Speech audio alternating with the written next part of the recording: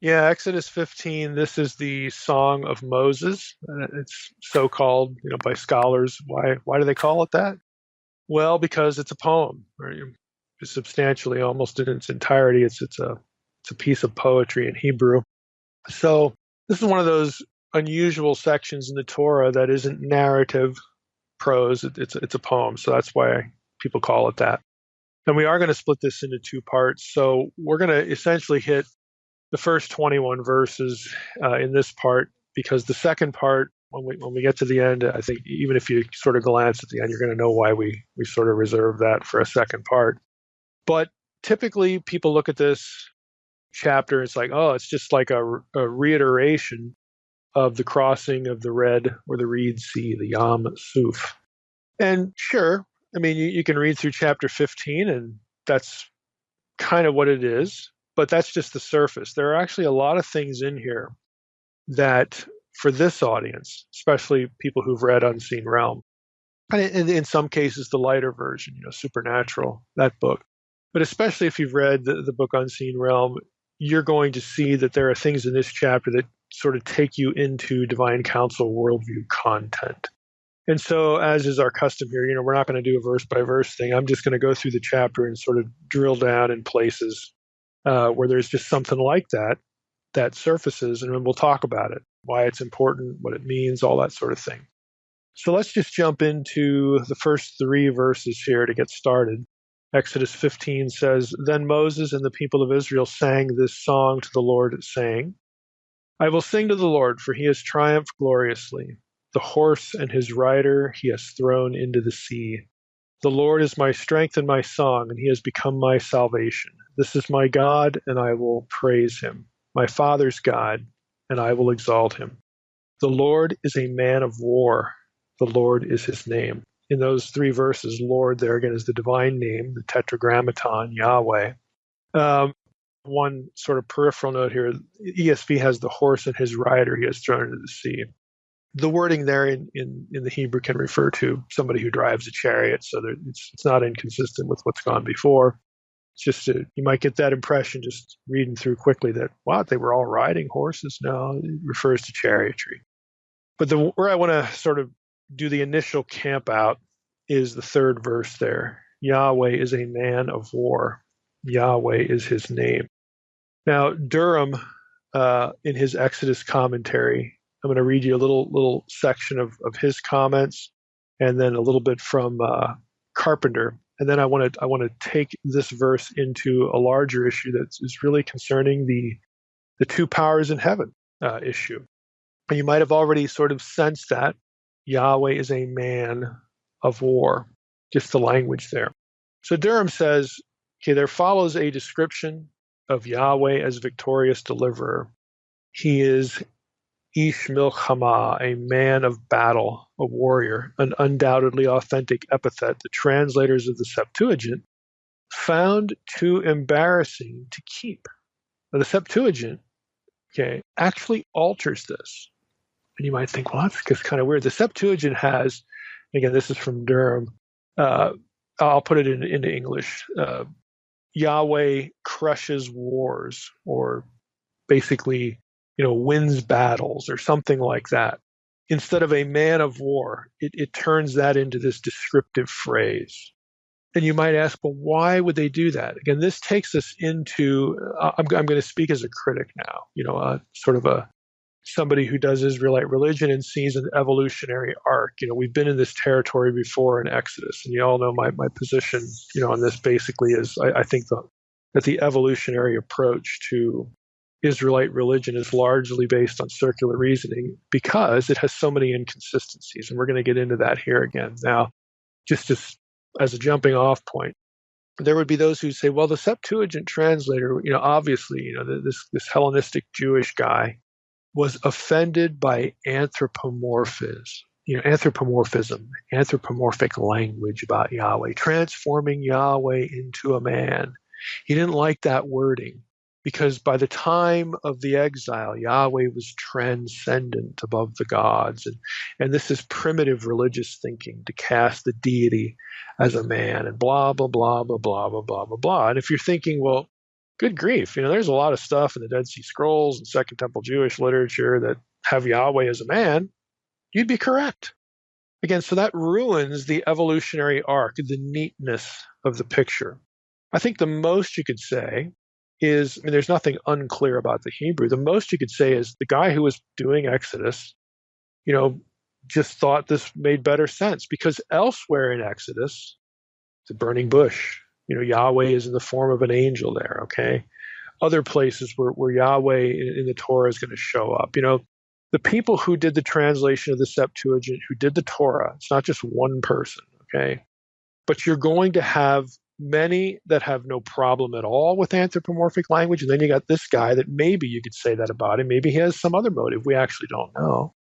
But people will assume, scholars will assume that they know the motive. They know why the translator did what he did, because they are operating mentally with this evolutionary trajectory in mind, that to cast Yahweh as a man is primitive.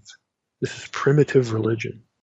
And it's more enlightened. It's more, what's mind expanding or something like that, more sophisticated, more intellectual, to abstract Yahweh as this non-person, this non-human, deity entity that's just, so transcendent, out of the human world in every respect.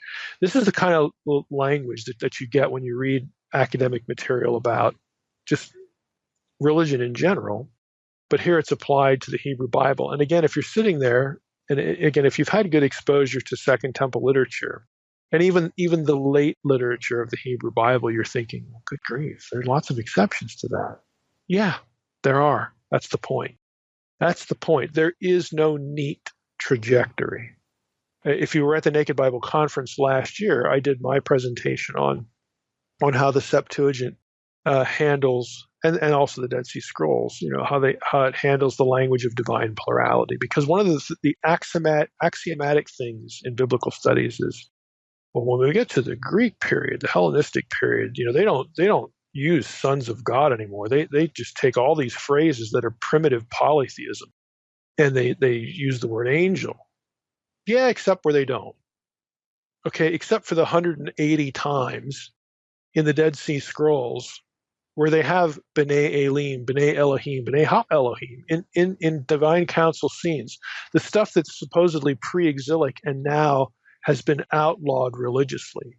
That happens to show up 180 times in the Dead Sea Scrolls. And the Septuagint does not consistently render these phrases with angelos, angel.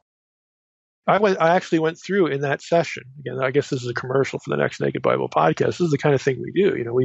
We present, good topics, research, and that sort of thing, because we know whoever signs up for that, they care about content. But I gave a handout last year that said, look, of all the places where you have divine plurality in the Hebrew Bible, plural Elohim, B'nai Ha-Elohim, all this stuff, I showed, how the Septuagint handles that. And there were only, as I recall, 3 or 4 instances where you couldn't find a Septuagint rendering that was literal, sons of God. In other words, there were only 3 or 4 instances where all the manuscript material we have says angels. It doesn't take it literally. Most of the time, they're just fine taking these phrases and translating them literally. They're not bothered by it at all. But scholars again have this template that they impose on the text, in this evolutionary arc thing, and it's just so inconsistent. But yet it is axiomatic. This is why I wound up doing my dissertation on this topic. And again, to my advisor's credit, he let me do it. But it was a fight every step of the way, because this was contrary to the consensus opinion. And, once he figured out that, yeah, Mike knows it's contrary, but good grief, there are lots of exceptions here, then it was okay. And in other words, it was a good experience for me to see how a seasoned scholar, sort of is embracing an idea but never actually looked at it, because it wasn't, that wasn't really his field.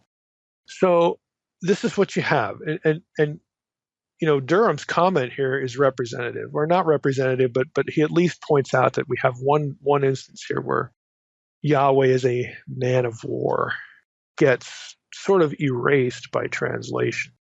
Now, Carpenter says the new era Just the wording there. The new era of Yahweh's name and his great acts of judgment and deliverance is ushered in. Now, if you restrict that comment to the Exodus, that's a good thing to say. If you're, and Carpenter's not one of these that's on the evolutionary trajectory thing, but again, somebody who is could read that, oh yes, the new era of enlightened monotheism here. Again, that's not where Carpenter's going here. Yahweh is holy, high above all the gods. This assertion, Yahweh is a man of battle, caused much puzzlement to the ancient translators. Maybe this phrase did, but again, the concept itself, didn't, even though that's what's accepted. But Carpenter does add, the concept itself causes consternation among God's people even today. And I don't know. I look at that and I think, well, that's a little overstated, but it's probably still kind of fair because, again,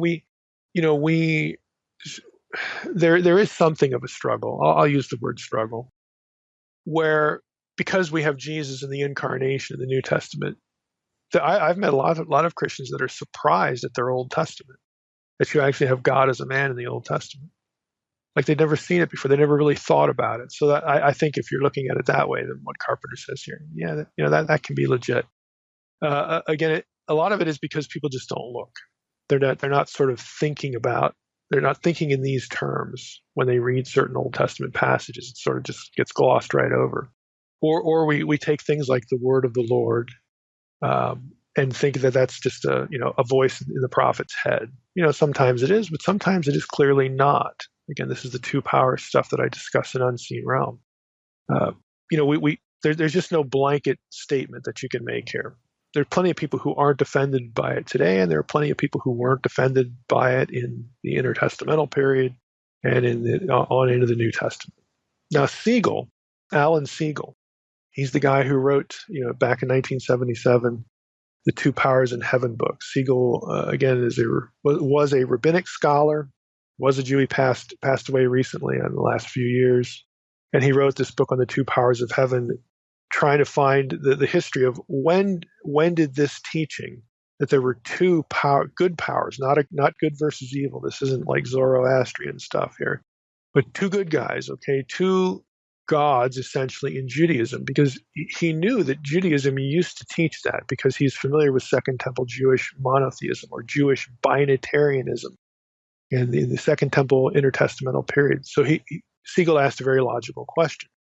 Well, if there were lots of Jews writing about this and they're fine with it, it was a big item of discussion, nobody was calling each other heretics over it, why did they start doing that? Why did they start making it off limits? Why did they start forbidding the discussion? When did that happen and why? When did Jewish theology change? And in his book on the Two Powers, Siegel, again, makes a number of observations. Obviously, the whole book's about the subject, but specifically about this verse, he actually includes some rabbinic commentary on this verse. And Siegel's point is that, look, you can tell by this commentary that they are writing after the two powers idea has become forbidden. They know it exists. They know it existed as well. They know that there were people in their community that used to think this way, and apparently not too long ago by the way this is written. But it's very clear from certain selections in rabbinic material that we don't want to think this way anymore. And I'm going to read you this section because what this section actually shows is that rabbis started to write and talk like modalists. If you're not familiar with modalism, it's the idea that God could show up in more than one form. And modalism doesn't work with Trinitarianism because of things like the incarnation. Modalism to a Christian, again, because of Trinitarianism and the incarnation, all the deity of Christ, all this stuff. Modalism is not acceptable language for Trinity. But here you have Jewish rabbis that sound like modalists. And the reason they do this, they want to start talking about God appearing in more than one form, is that, well, there aren't really two powers in heaven. It's just that God shows up in two different disguises, as it were. God shows up in two different kinds of manifestations. So that the two don't exist simultaneously. It's just God in different forms, periodically. And Siegel is on to them. He's on to the people in his own community because, again, this is what his book is about. So I'm going to read you this. So he's reading, Siegel quotes from the Melchitah of Rabbi Ishmael Bachodesh 5, Shirta 4. And here's what the rabbis are saying. I am Yahweh your God. Why is this said? Because when he was revealed at the sea, he appeared to them as a mighty hero making war, as it is said, Yahweh is a man of war. He appeared at Sinai like an old man, full of mercy, as it is said, and they saw the God of Israel. He's quoting Exodus 24:10 there. Now let me stop. If you go back and look at Exodus 24, it doesn't describe Yahweh as an old man. The rabbis are just reading that into that passage because they're thinking like modalists, okay? Back to Siegel's quote of the rabbi. The rabbi says, and at the time after they had been redeemed, what does it say? Okay, like the very heaven for clearness, Exodus 24:10. Again, it says in another passage, I beheld till thrones were set down. Now he's quoting Daniel 7, verse 9. And it also says a fiery stream issued and came forth from him. Scripture would not give an opportunity to the nations of the world to say there are two powers, but declares, I am Yahweh your God. Exodus 20, verse 2. I was in Egypt. I was at the sea. I was in the past. I will be in the future to come. I am in this world. I am in the world to come. Now that's the end of the rabbinic section. So Siegel, again, is looking at this. And again, he's on to this trajectory. He knows what they're trying to do. He can tell that they don't want to land in two powers territory as their predecessors in the Second Temple period did so often. Because to the rabbis, you have to realize, folks, the rabbinic material is not contemporaneous with the Old Testament. When you start listening to people about what the rabbis say, that's medieval. That's when the rabbinic material is put together. Some of it, some strands of it, some content strands, go back into the Second Temple period and are relevant, for like New Testament thinking. But this is not contemporary with the Hebrew Bible. And a lot of it is even contemporary with the Dead Sea Scrolls or the Second Temple period. It's after, it's later. And again, Siegel knows this because he's a professor of rabbinic literature, and he knows that they're trying to avoid landing in two powers land. So he writes this. This is Siegel now, pages 35 and 36. The exegesis notes the repetition of the name of Yahweh in Exodus 15:3. Let me just read it to you again. Exodus 15:3. Yahweh is a man of war. Yahweh is his name. So that's Exodus 15:3. So Siegel says the exegesis notes the repetition of the name in Exodus 15:3 and explains its significance. Yahweh is a man of war is to be interpreted as a descriptive statement referring to God's manifestation as a young warrior when he destroyed the Egyptians at the Red Sea. Yahweh is his name, the other half of verse 3, is necessary because at Sinai he will reveal himself as an old man, showing mercy. Hence it is important for the Israelites to realize that the same God is speaking in both cases, though the manifestations look different. The proof text for these statements is Daniel 7:9 and following, which describes a heavenly enthronement scene involving two divine manifestations, the Son of Man and the Ancient of Days. In this context, the reference from Daniel must be taken to demonstrate that God may be manifested either as a young man, that would be the Son of Man, or as an old man, the Ancient of Days. Now, let me stop there. You see what the rabbis are doing. They're looking for a way to handle Daniel 7. Son of Man, Ancient of Days. Oh, those aren't two figures. Those are just two modes of Yahweh. Those are two manifestations of Yahweh. And one goes back to Exodus 15:3. That's the young one, the man of war. Son of Man somehow is equated with the man of war. And then the Ancient of Days somehow is equated with Exodus 24:10. They saw the God of Israel. Of course, Exodus 24:10 never describes what he looks like. But the rabbis don't care. They need the two modes there. One deity, two modes, two manifestations, not two powers. God forbid we have two powers in heaven. Back to Siegel.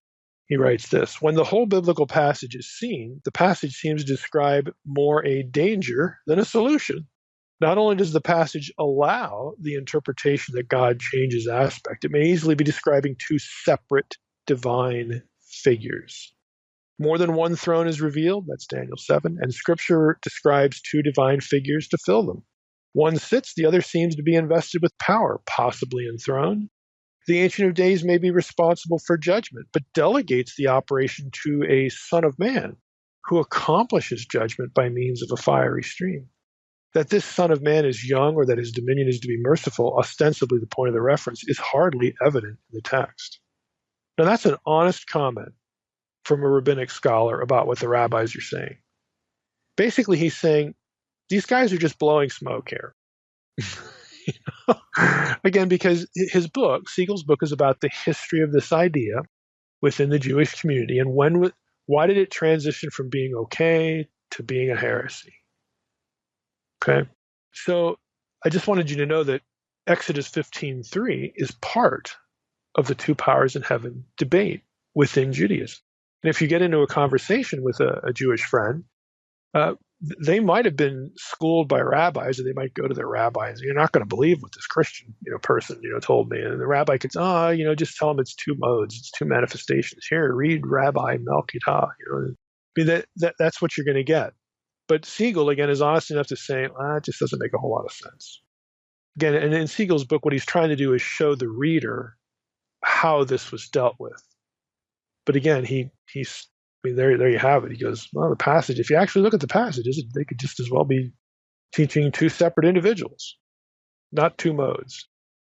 So let's move on to verses 8 through 12 here. Another thing I want to just land on a little bit briefly. In chapters 4 through 7 is, again, just a repetition of what happens at the Red Sea. We hit verses 8 through 12. When the Egyptians are drowned, we hit verse 8. At the blast of your nostrils, the waters piled up. The floods stood up in a heap. The deeps congealed in the heart of the sea. The enemy said, I will pursue. I will overtake. I will divide the spoil. My desire shall have its fill of them. I will draw my sword. My hand shall destroy them. You blew with your wind. The sea covered them. They sank like lead in the mighty waters. Who is like you, O Lord, among the gods? Who is like you, majestic in holiness, awesome in glorious deeds, doing wonders? You stretched out your right hand, and the earth swallowed them. Now, that's verses 8 through 12, and I want to comment on all those verses except for verse 11. Verse 11 I'll come back to. But did you notice the odd phrase in verse 12? The song is talking about what God does to the Egyptians at the Red Sea, right? The earth swallowed them. But the earth isn't water. Water is not the earth. It's an odd thing. What it's going to take us into, that comment and some other things in these verses, is Israelite cosmology, specifically the underworld, the underworld deep, as it were. So this is underworld imagery that's used of what happened in or at this particular body of water that we talked about a few weeks ago. Durham says here, there is a subtle but important shift from waters, the Hebrew term mayim, and currents, neither of which refers to the primordial waters of chaos, to the ancient deeps, which is tehom.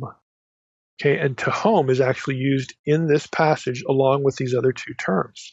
When it says the deeps congealed in the heart of the sea, it's tehom.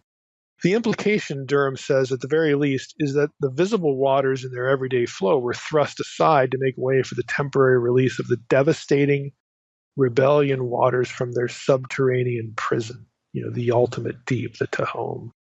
Then these same waters, the very symbol of disorder in motion, because the deep, again, is the chaotic mess. If you think back to Genesis 1, this is the chaotic state out of which Yahweh creates order. God creates an unordered place of habitation for humanity. Darkness was over the face of the deep. Okay, again, implying some sort of control. Then you get refashioning in Genesis 1. So Durham is saying, here we have the same concept, this primordial deep, this subterranean waters, the waters that were in the three-tiered cosmology of Israelite thought, waters under the earth. Remember, to an Israelite, the earth was a round, flat thing floating on water. You say, well, where's the water? Isn't the water also on earth? Again, you're thinking like a 21st century person when you ask questions like that. The writers are not 21st century people.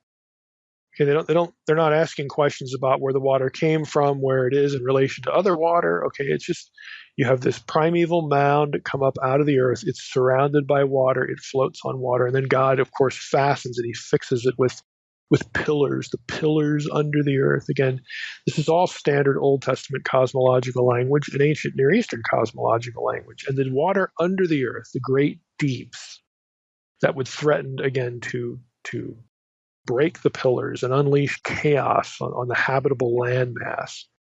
And that's what this term Tehom is talking about. So back to Durham, he says again, these same waters are the very symbol of disorder and motion, are in the Exodus account made solid. They congeal. They are stilled in the middle of the sea, and God makes them sort of stand up like walls. And when God does that, the earth, verse 12, swallows the Egyptians.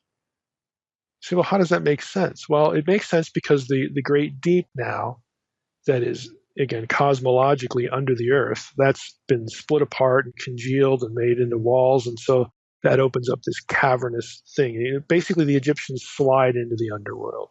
They go to hell. Okay, if you want to use, later language for this sort of thing. This is the idea. They're all sent to the underworld. And Yahweh is the sovereign over the inescapable underworld. And remember, from Unseen Realm again, that one of the terms for land, eretz, is also used of the underworld. Eretz, same word. And that's what we have here when it says the earth swallowed them. The eretz swallowed them. The underworld swallowed them. They're dead. Okay, they're dead, and they go. There's no escape from this realm because no Egyptian deity is sovereign over this because it's Yahweh commanding the great deeps to congeal and swallow the Egyptians. So there's, again, some cosmological thinking going on here. Now, there is an interesting article that compares this language. That takes this language and the language of other passages and tries to make an argument. I think there's some really good material in this article where you can connect this kind of language, the language used of the Red Sea and what happens there, with Sheol, with the realm of the dead. And that is not to say that, on my part, that's not to say that this wasn't a historical event. There's just two aspects to it. This is like anything else in Exodus, and frankly, like lots of things in the Hebrew Bible.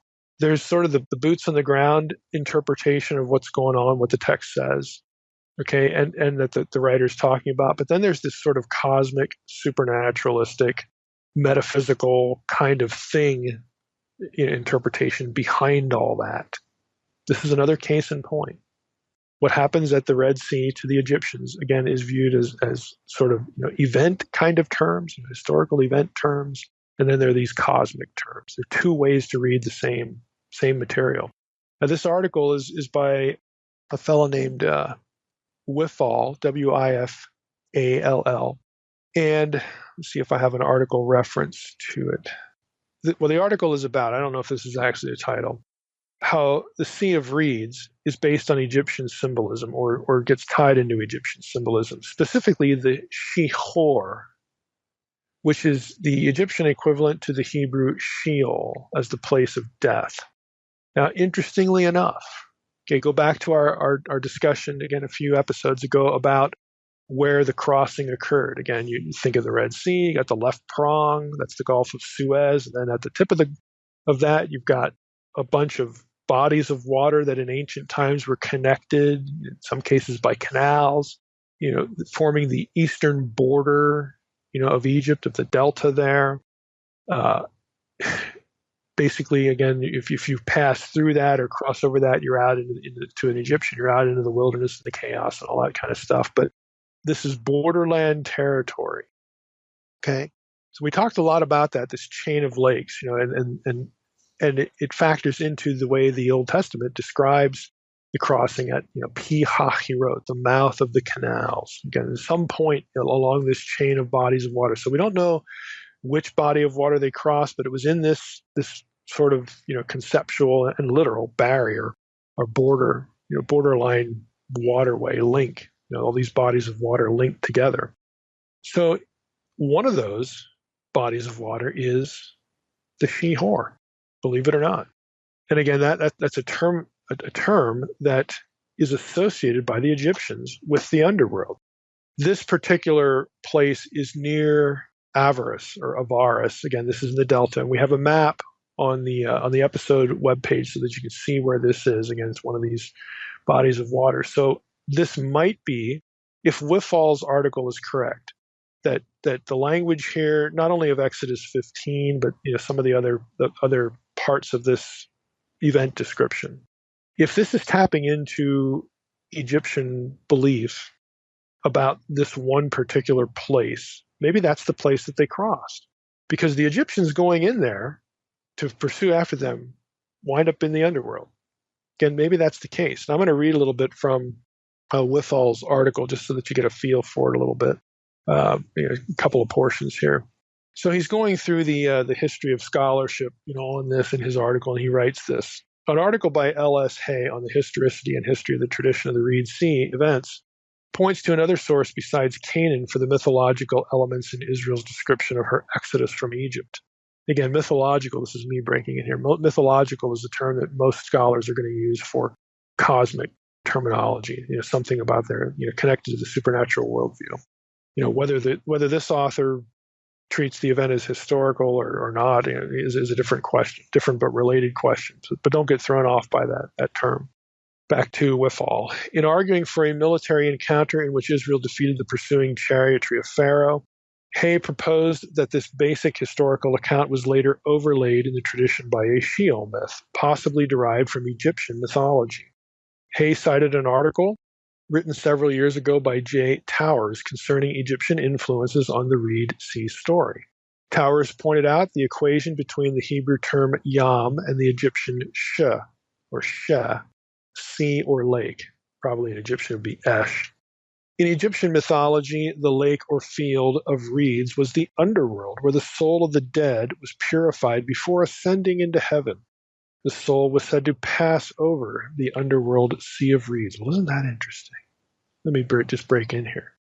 Isn't that interesting? For an Egyptian, again, an Egyptian acquainted with these texts, this lake, I'll read it again, was the place where the soul of the dead was purified before ascending into heaven, kind of like a purgatory.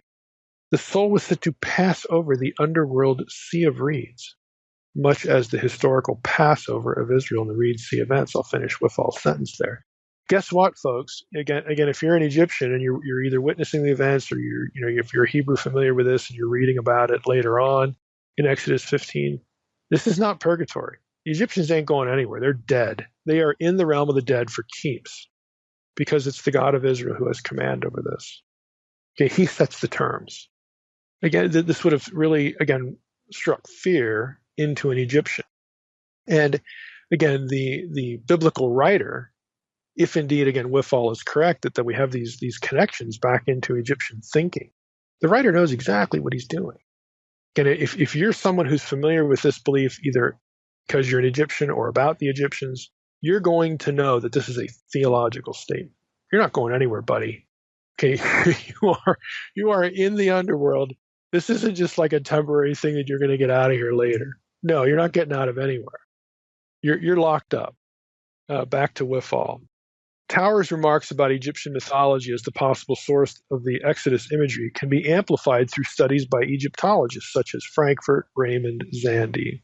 For example, Frankfurt, in his study of Egyptian religion, noted a close relation between the geographical lake and field of reeds and the mythological region of the dead. And Frankfurt, this is me again, Frankfurt is a major figure in Egyptian religion. All sorts of stuff you can get, online or books by him. Back to Whiffall. Raymond, in her study on the mythical origins of the Egyptian temple, has also emphasized the importance of these two geographical regions in Egyptian mythology. On the one hand, the lake, with its field of reeds, was both the site of the first creation and of the earthly temple where life was renewed daily in the royal cult. Indeed, the temple's design and complex reflected the reeds in the pool or lake of the mythical creation setting. On the other hand, although the sun rose daily with life, it also set on the western horizon into the dark abode of the dead, so that the lake represented also the pit where the nightly struggle between light and darkness was waged. The light was the place where Apophis, the serpent of darkness, was pierced and slain by the sun god in both primeval and daily combat. Just as Ra expelled or repelled Apophis in heaven, so the Egyptian king was believed to drive out disorder daily and establish justice, Ma'at, in the land. In his study on the Egyptian concept of death, Zandi has cited terms and descriptions of the underworld lake of reeds which recall the Old Testament's concept of Sheol.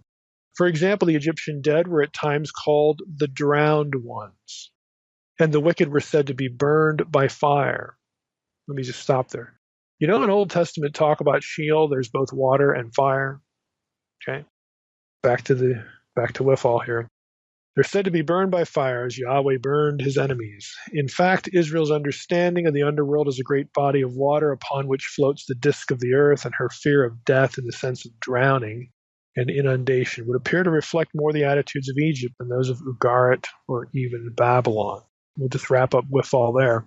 And I will put Wifall's article in the protected folder as well for newsletter subscribers. But I mean, there's some good stuff here.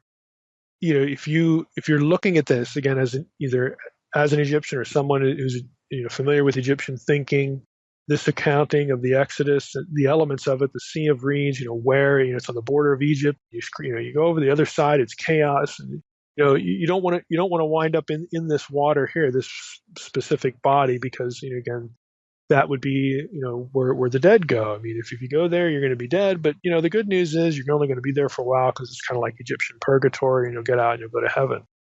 When and if, and I think there is something to this. The biblical writers are drawing on these ideas. You go back and you read Exodus 15. No, this is not a temporary situation. They've been judged by the one who has control over the deep, because it was Yahweh who made the waters of the deep congeal and stand up like walls and let his people pass through. They're the ones that go to quote unquote heaven, because they're on their way now to Yahweh's domain. We said last week, about other elements of Egyptian thinking. Israel's not, they shouldn't have been afraid, to traverse the wilderness on the way to God's house at Sinai.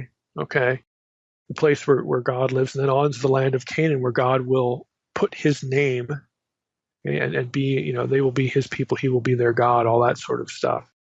Again, this is all Edenic. This is all establishing the domain of Yahweh, the divine abode, the people of God on earth, the God's original intent back in Genesis, that whole thing. Again, if you've read Unseen Realm, this is familiar territory to you. If you haven't, I'm sorry, but you need to go read the book. I can't repeat all the content in every episode when we get into this kind of stuff. This is familiar territory. These are repetitive ideas and concepts. They mime and mimic and build off each other, step by step through Scripture, all the way to the end of the book of Revelation. Okay, these are repeating themes. And, if you're aware of that, you can look at this material, and it's like, hey, they shouldn't have had any fear going through the wilderness, the place of chaos, because who was in control of that?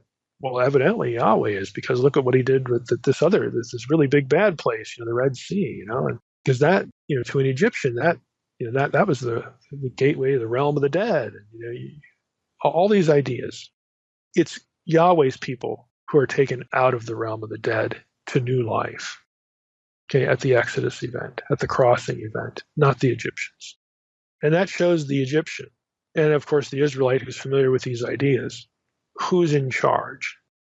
It's just as simple as that.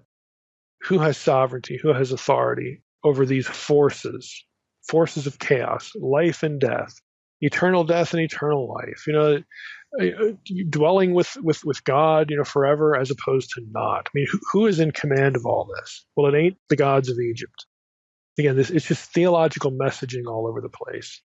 Let's go back to Exodus 15:11 as we skip that. I'll read it to you again. Who is like you, O Lord, among the gods? Among the Elim there in Hebrew. Who is like you, majestic in holiness, awesome in glorious deeds, doing wonders? Now, Durham, again, in his Word Biblical Commentary, the Exodus volume, writes this: Yahweh is extolled as incomparable among the Elim, among the gods, any and all beings for whom divinity is claimed. There is simply none like Him, none even approaching an equality with Him. he is magnificent in the holiness that sets him apart. And that's essentially what holiness means, to be set apart, to be other. He is magnificent in the holiness that sets him apart from all others. He references Labuschagne, that's Labuschagene. I'm probably messing up the name. I think it's French. Who wrote an important book, The Incomparability of God in the Old Testament. It's really hard to find. I use it for my dissertation. It's an important work. If you ever find it, you snatch it up, unless you got to take a loan out. Okay, it's just hard to find. But he references this book on pages 79 and 80, and he makes the comment that Labuschagne would emend in holiness. Okay, who is like you, majestic in holiness? The phrase there, in holiness. Labuschagne wants to change that from Bak Kodesh to Bak Kadoshim. So he wants to make it plural. You say, well, why would he do that? Why does Labuschagne think that's a better reading of the original text? Well, he said, because that's what the Septuagint has. The Septuagint has en hagiois. It's a plural. You say, well, who cares? What does it matter? Well, it's just kind of interesting. And this is just like a nugget to throw out. It would read then, who is like you, majestic among the holy ones? It would be a nicer parallel to the preceding line. Who is like you, O Lord, among the gods? Who is like you, majestic among the holy ones? And, ultimately Durham says, I'm not persuaded. I don't think it's necessary. Well, nobody says it's necessary, but it's still reflected in the Septuagint. And I will add, this isn't the only place that such an emendation might be merited on the basis of what looks to be like a different text that the Septuagint translator had. It's just a nugget to throw out there. It would sound, in other words, Exodus 15:11 would sound a little bit more like Psalm 89, verses 5 through 7. And even in Psalm 89, which is, again, a very famous divine counsel passage, even there are others like Dahoud, the famous Ugaritic scholar and Psalms scholar, who argue for a couple places in Psalm 89 that there are some things there that should be pluralized as well, just to bring out the counsel imagery a little bit more as far as the composition of the counsel, the gods there. So again, you could look that up if you're interested, but it's just kind of an interesting observation. You have textual evidence, apparently, in Septuagint, working with a different text, different Hebrew text, had a plural there. That just brings out the divine counsel thing a little bit more. And again, the point is theological. Who is like you among any member of the heavenly host? Who's like you among the Elohim, the Elim in council, or the B'nai Elim, Psalm 89? The answer is nobody. So no, as my one article I put in the title, you can't say you've seen one Elohim, you've seen them all. No, in Israelite thinking, there is one among them that is unique. Species, unique, utterly incomparable. Incomparable in terms of who he is, ontological uniqueness. And so, you even find that in Exodus 15. Now, if you keep reading in Exodus 15, we'll run into a couple other things here. We read through verse 12, so let's hit verse 13. You have led in your steadfast love the people whom you have redeemed. You have guided them by your strength to your holy abode. Let me read that again. You have led in your steadfast love the people whom you have redeemed. You have guided them by your strength to your holy abode. You say, why would I include this in our discussion? Because it sounds like they've already been to Sinai. This again is a clear textual element that suggests that Moses isn't. He's either not writing this then, like this wasn't somebody like. They get to the other side of the Red Sea and Moses breaks out in song and somebody writes this down, or he says, I'm going to break out in song now, start writing. No, it's after the fact. They've already been to Sinai. Now, other scholars would say, well, yeah, they've already been to Sinai. I mean, this is written way, centuries after, the biblical events. Okay. And that could well be. I like to point things out like this to you to, again, reinforce the point that when scholars wonder about when something gets written, it's not because they're just sitting in a dark room wondering what to do. What can we think up next, to like talk about Bible stuff or get after the fundamentalists or something like that. That's not what they do. They're looking at the text and they're going, sounds like they've already been there. So how could that be Moses? So there are just these things in the text that are very easy to read over. But again, I'm trying to reinforce the point that biblical scholarship, even biblical criticism, criticism, and when you hear higher criticism, that's about things like, when was it written? How the text as we have it come together? Was it written or transmitted in stages? All this kind of stuff. And we hit this. We have hit it, through the Exodus series here. There are just things like, again, that are easy to overread in the text that are just there that make you ask these questions if you're a close reader. Now, what you do with it, and again, what your presuppositions are when you start thinking about it, that's it's a related but a different question. But again, just so that you're aware that this stuff does arise from the text. You look at the next couple verses 14 through 16. The peoples have heard, they tremble. Pangs have seized the inhabitants of Philistia. Now are the chiefs of Edom dismayed. Trembling seizes the leaders of Moab. All the inhabitants of Canaan have melted away. Terror and dread fall upon them. Because of the greatness of your arm, they are still as stone.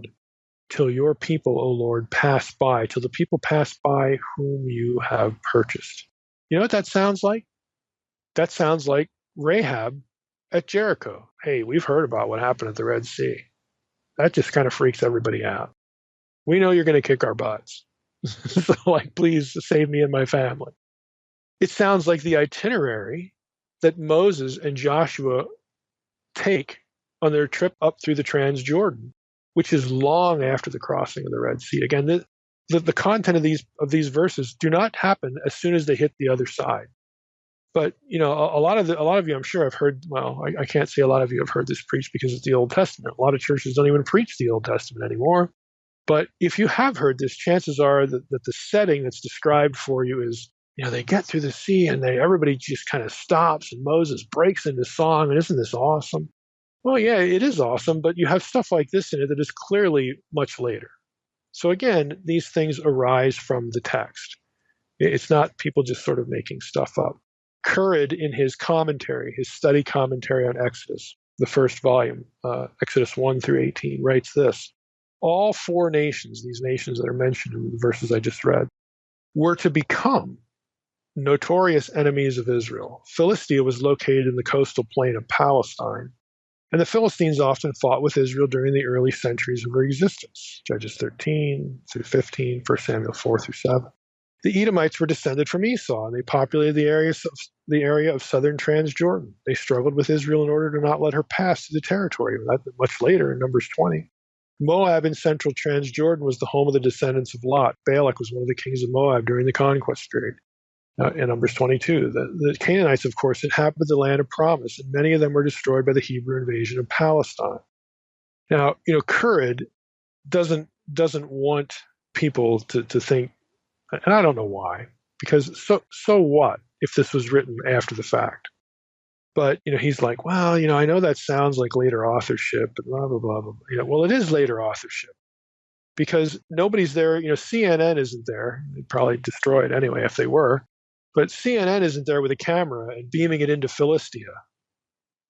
This isn't like a real-time, moment-by-moment, blow-by-blow commentary. Of course it's after the fact. It's very obvious. There's no harm in this. Saying that parts of the, Moses could have written it later if you want Mosaic authorship, but you don't even need that either. Again, we've talked about this before. My point is here to again, show you that if you read the text closely, these things just pop out. These questions arise. You keep reading verses 17 and 18. Again, this is interest in terms of a polemic against the Canaanite divine council, El and Baal. You might think, good grief, how do you get that out of verses 17 and 18? Well, let me read it here. You will bring them in and plant them on your mountain, the place, O Lord, which you have made for your abode. By the way, that sounds like it's contradictory to the earlier verse where it seemed like they'd already been there. Okay? Just pay attention for the sake of the point we are making. We're not going to get into authorship and editorship and all this kind of stuff, but you will bring them in and plant them on your own mountain, the place, O Lord, which you have made for your abode, the sanctuary, O Lord, which your hands have established. The Lord will reign forever and ever. You say, how in the world does that relate to the Canaanite divine council, all that El and Baal stuff from Ugaritic?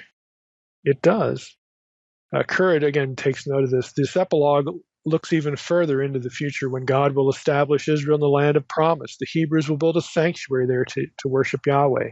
The designation of a mountain, this is Currid's talking now, obviously refers to Mount Zion, where the temple will ultimately reside. Okay, I'll read verse 17 again. You will bring them in and plant them on your mountain, the place, O Lord, which you have made for your abode, the sanctuary, O Lord, which your hands have established. So I would agree. I mean, this is temple language. It's Zion language, which is much later. It's necessary, Currid says, when he starts talking about chronology. We'll just cut him off there. Where I want to zero in on is he does notice the parallel here. On the mountain of your inheritance, the place of your dwelling, that occurs in, again, these verses. That's important. The reference to the sanctuary, to the mountain, to the divine abode, these are stock terms used of divine counsel stuff. And the Hebrew terms here are used, they have Ugaritic equivalents. So Currid, takes note of this and he starts talking about it.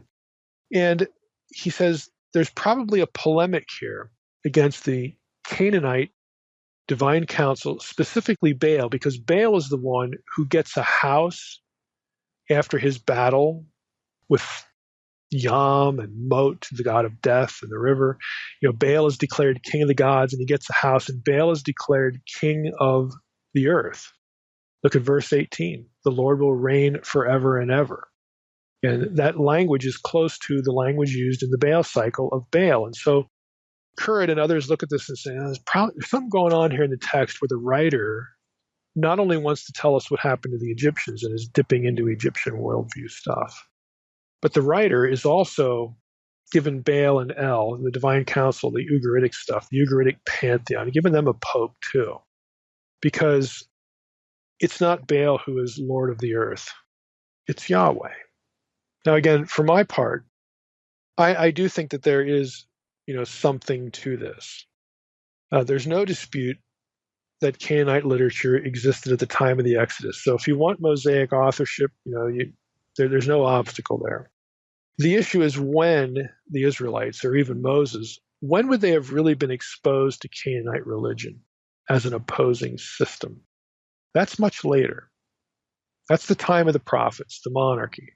Certainly not in Egypt. Okay, they're not exposed to Ugaritic religion in Egypt. The full-blown El and Baal as a competition to Yahweh. That's going to be later. So again, I think what we have here is we have either an editorial hand or something going on, maybe part of the original composition, or an editorial hand that wants to loop in El and Baal, Canaanite thinking, into this story and say, Yahweh is not only better than the gods of Egypt, he's also better than these guys over here. Yahweh is the one who is, again, at command. He takes his people, through the waters of chaos, through the chaos wilderness. He's taking them to Zion, where that is where his abode is. That's the realm of God on earth, the high God, the most high, all this kind of stuff. And he's going to build his sanctuary there. And the Lord, Yahweh, will reign forever and ever. He is king of the whole world, not Baal. And I think that's entirely possible. And I wanted to sort of riff on this a little bit, because what you have here is, again, this is territory that those who are on this evolutionary trajectory perspective of Israelite religion, they're going to sort of look at this and say, well, yeah, the writer wants to do that because at one time, he has to sort of, establish the fact that Yahweh is now king of all the nations. And that wasn't true at one time. Yahweh was just one of the council of El. Again, if you've read Unseen Realm, if you've read any of my articles, if you've read, some of the other things that I have on the website, this is the common perspective of Israelite religion. Let's go back to Deuteronomy 32:8. When the Most High divided up the nations, he divided them up according to the number of the sons of God.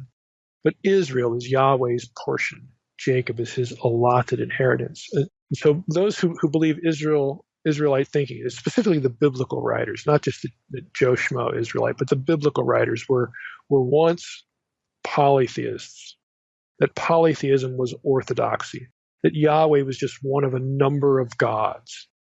And here we have the Most High, El Elyon, as a separate deity in Deuteronomy 32.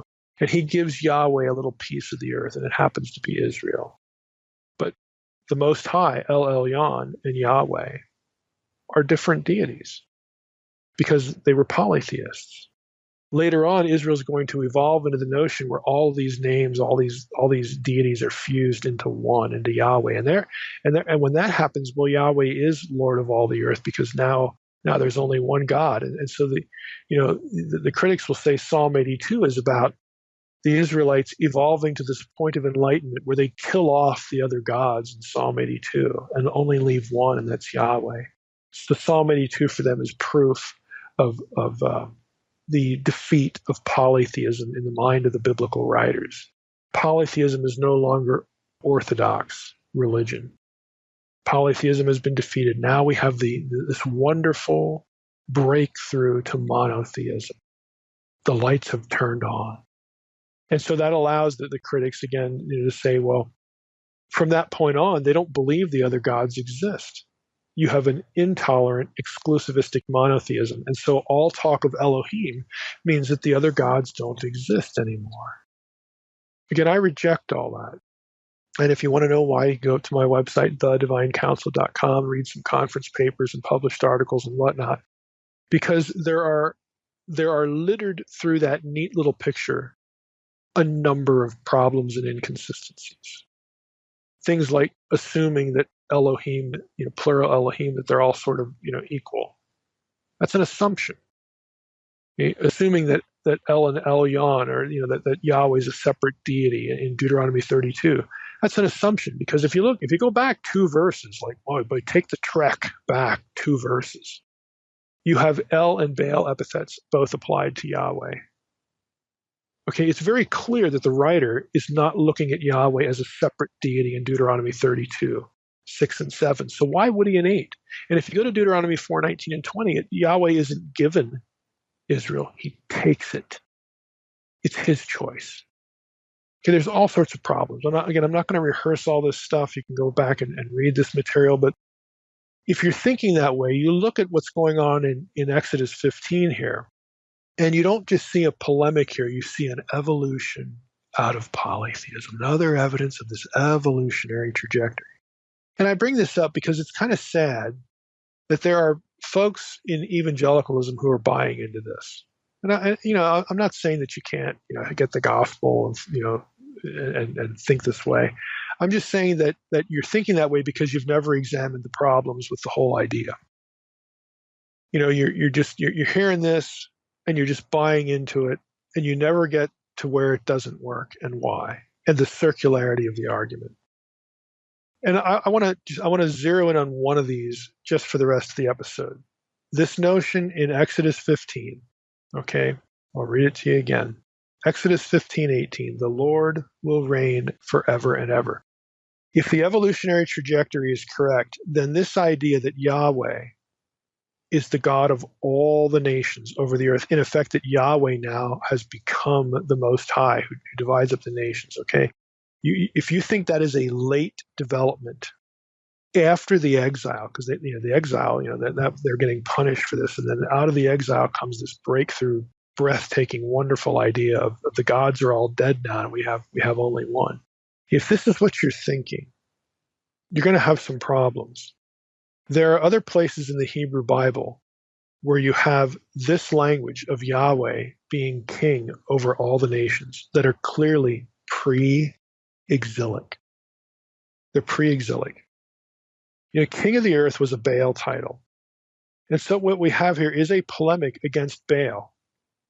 Okay, Baal, of course, the material is pre-exilic. And you have this idea show up because the biblical writers want to establish this point long before the exile. Again, there are just a number of indications that this is the case. So what I'm going to do is I'm going to read a little bit from my second BBR article, Bulletin of Biblical Research. This is the one about co-regency in the divine council of Ugarit, and how in the Hebrew Bible that idea was repurposed. In the Ugaritic council, you had El and Baal, two deities. Okay, Israelite council did not tolerate that. You have Yahweh occupying both slots. You have the invisible, transcendent Yahweh, and you have the Yahweh that appears as a man. They're both Yahweh from the get-go. Okay, and Baal imagery, again, Baal is the one who is anthropomorphized a lot too. Again, I don't want to get too technical here, but I'm just going to read a little bit as to how, again, this idea that Yahweh was over the whole earth is an old one. It's not late. It's not something that results from some breakthrough to monotheism, after the exile, during or after the exile. So I wrote this. For example, terrestrial lordship is transparently stated in several enthronement psalms that date to well before the exilic period. Psalm 29:10 declares, quote, "The Lord sat enthroned at the flood. The Lord sits enthroned, king forever." Okay, that's Psalm 29:10. Lord there is Yahweh. If you're familiar at all, and scholars should be, with Israelite cosmology, you have the waters over the earth, over the firmament. That's where the Lord sits. And the firmament covers all the nations, folks. Psalm 29 dips into Ugaritic, material. And it has this idea. I don't know that any scholar thinks that Psalm 29 is not pre-exilic. So you don't need an evolution to have this thought. It's already there. Yahweh is God over all the nations. There's no one higher that doles him one out. Okay. In Israelite cosmology, back to my article, the flood upon which Yahweh sat was the watery covering thought to be over the solid dome that enclosed the round, flat earth. This throne obviously did not cover only Israel. As such, it cannot coherently be denied that the author viewed the foreign nations under the dome and the flood as being under the authority of Yahweh. The same kingship perspective is echoed in the Song of Moses in Exodus 15:11. Again, Exodus 15 is considered some of the oldest material in the Torah by the source critics. We encounter the rhetorical challenge, "Who is like you, O Lord, among the gods?" followed in verse 18 by "The Lord will reign forever and ever." As Frank Moore Cross, he's deceased now, but he was professor, the department chair at Harvard, Near Eastern Studies for many years. As Cross noted many years ago, quote, "The kingship of the gods is a common theme in early Mesopotamian and Canaanite epics. The common scholarly position that the concept of Yahweh as reigning or king is a relatively late development in Israelite thought seems untenable," unquote. And I would agree. I think Cross puts his finger right on it. This is an old idea. Other pre-exilic texts, this is me now, can be brought to the discussion. Psalm 47:2 not only declares that Yahweh is a great king over all the earth, but in so doing it equates Yahweh with Elyon, the Most High. Quote, "For the Lord Yahweh, the Most High, Elyon, is to be feared. A great king over all the earth." Not two great kings, a great king over all the earth. Verse 7, the same psalm adds, "God is king of all the earth." This psalm belongs to the category labeled by scholars as enthronement psalms. J.J.M. Roberts argued that the psalm should be situated in the, quote, "cultic celebration of Yahweh's imperial accession, based on the relatively recent victories of David's age." David is pre-exilic.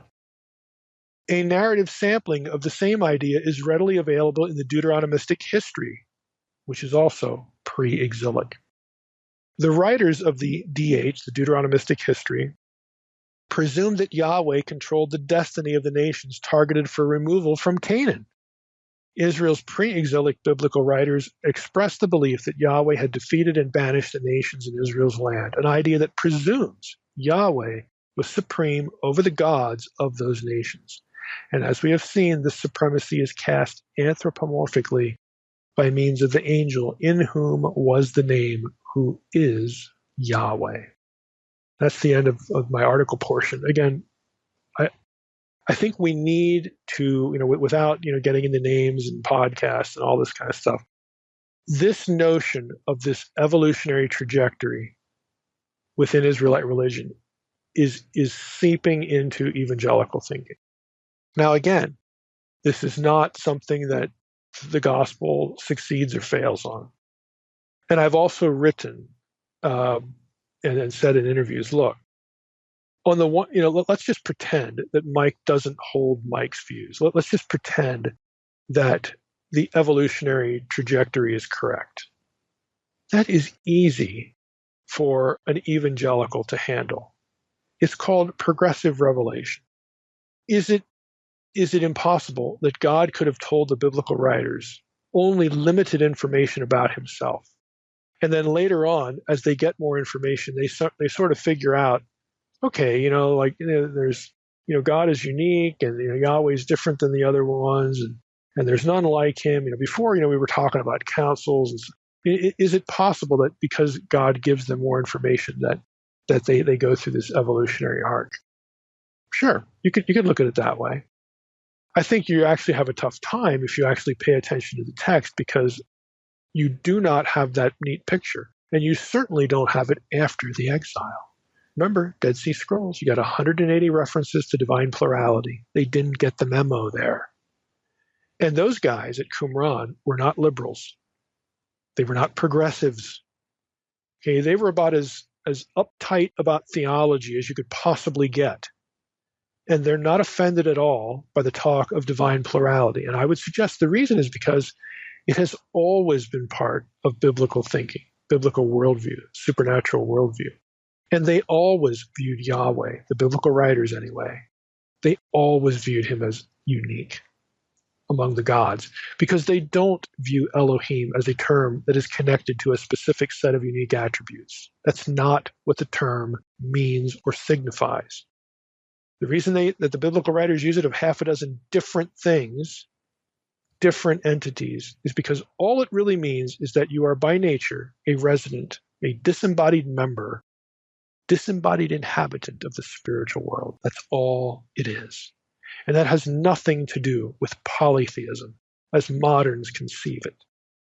But people, and I'm including scholars here, have literally not thought about the topic.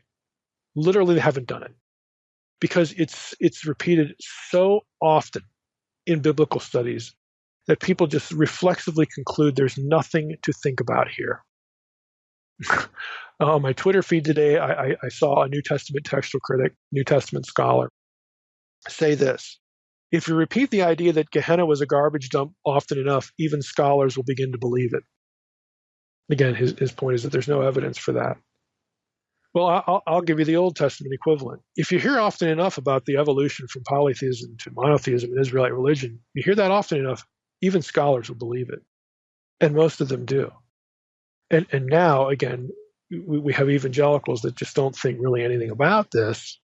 And again, it's not like the gospel is in trouble here. It's not, because there's other ways to process this progressive revelation. I get it. I just think the whole thing is incoherent. I think it implodes on itself upon close examination, which is why I don't accept it.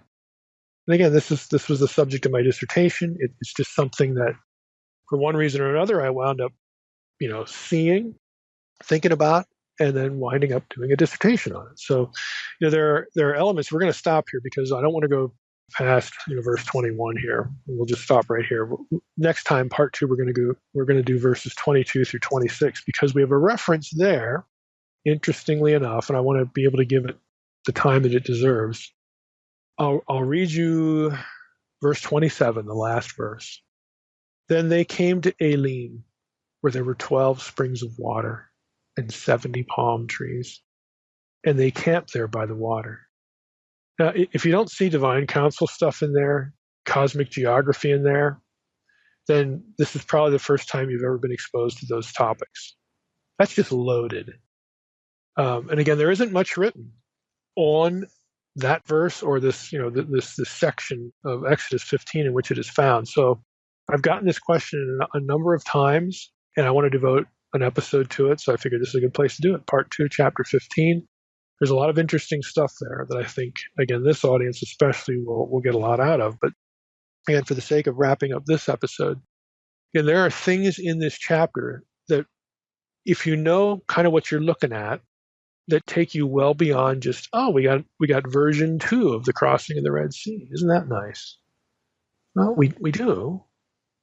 But again, there's a lot of things here to drill down on that take you into other areas of cosmic geography, divine counsel, worldview, just ways to think about the text. And so this is what I like to try to do when we hit these things in podcast episodes, just to drill down a little bit and say, hey, there's more to look at here than what you might suppose.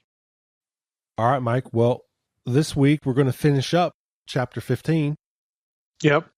Yeah, the last few verses. And I think we have enough material here for a whole episode, which is partly why, we divorced it from the first half, but there's stuff in here that really deserves attention. And honestly, I think this will be an episode that sort of illustrates what we do here.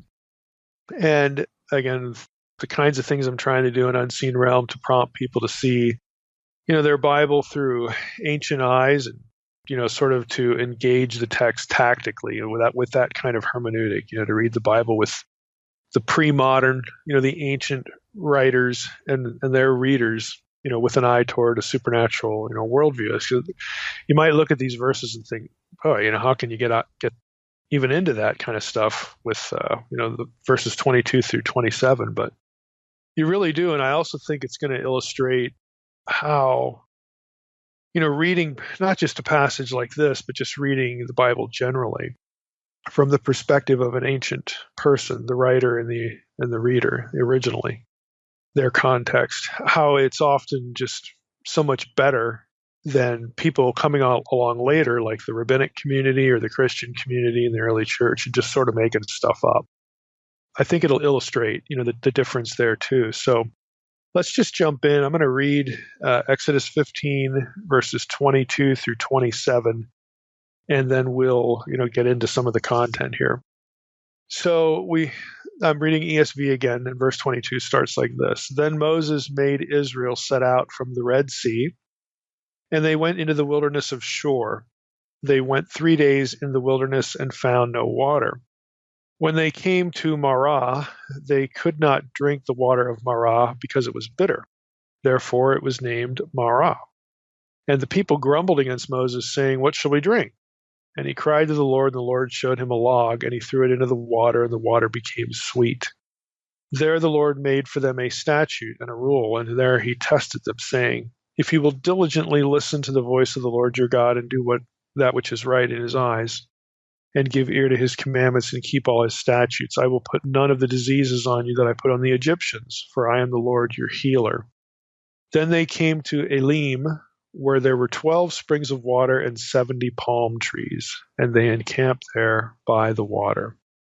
And that's the end of the chapter. That's verses 22 through 27, end of chapter 15.